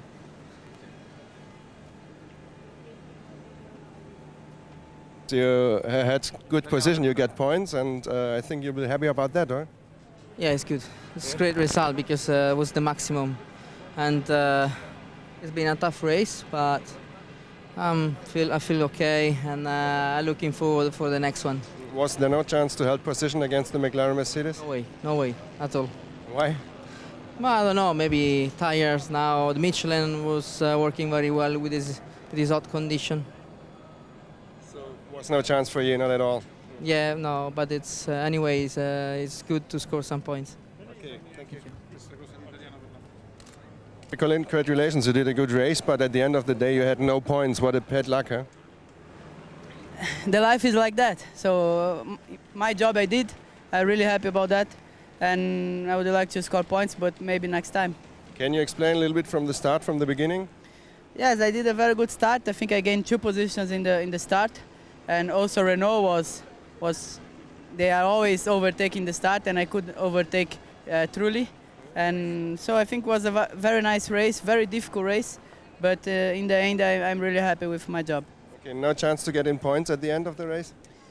It was difficult because when I went out of the pit, Fisichella was just a little bit in front of me, so I fight with him, but I think it was not enough time to gain his position. Okay, thank you. Congratulations, this was the Constructors' title. Was it kind of an easy win today? Yeah, I'd have to say so. The start was obviously crucial. We knew we had a very fast car today. We knew the tyres were pretty good. We wanted to be careful in the first stint with the tyres.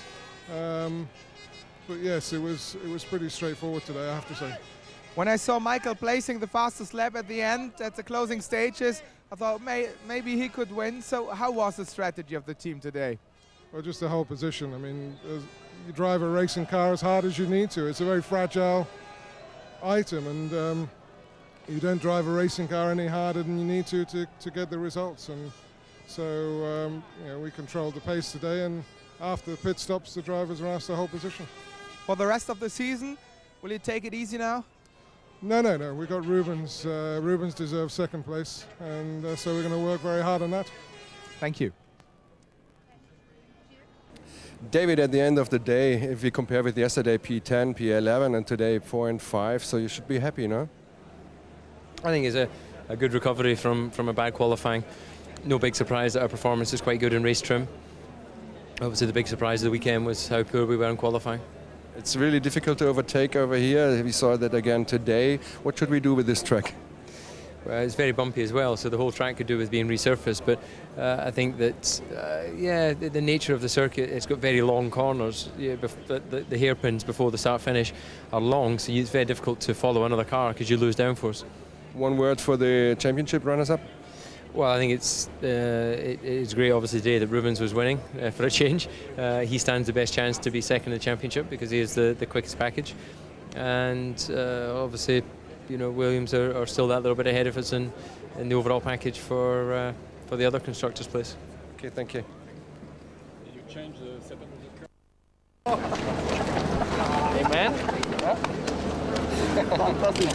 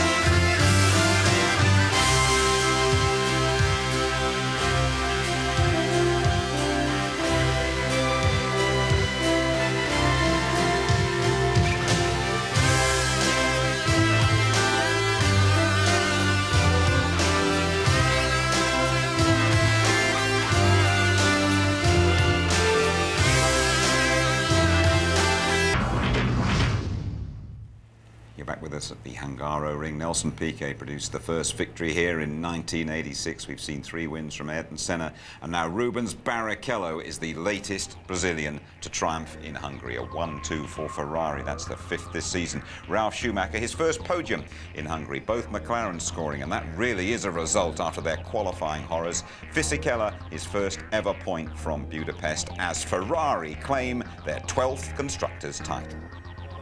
Rubens, well done. 2nd win of the season. You must be delighted. I am delighted. I think it's been a wonderful season. It is a season that I've always thought and said that it's been a good season, but you know, for one reason or the other, I could never conquer the points that I thought I could have. But it has turned up to a seriously good season with good qualifying and a good car and a good combination. I mean, I think I'm in a position that every driver dream of having a Ferrari team behind you, supporting you, so I'm just on the moon right now. It shows how fantastic the teamwork is and sort of reliability, and because this is a title for the team, what the team is really doing, and that's something the guys can be very proud of. It's very special for us because it reflects on the team, it reflects on the car. It's a championship where Ferrari are racing against BMW, Mercedes, the top car companies in the world, and we've managed to win the Constructors for the last 4 years, so it's a very important thing for us.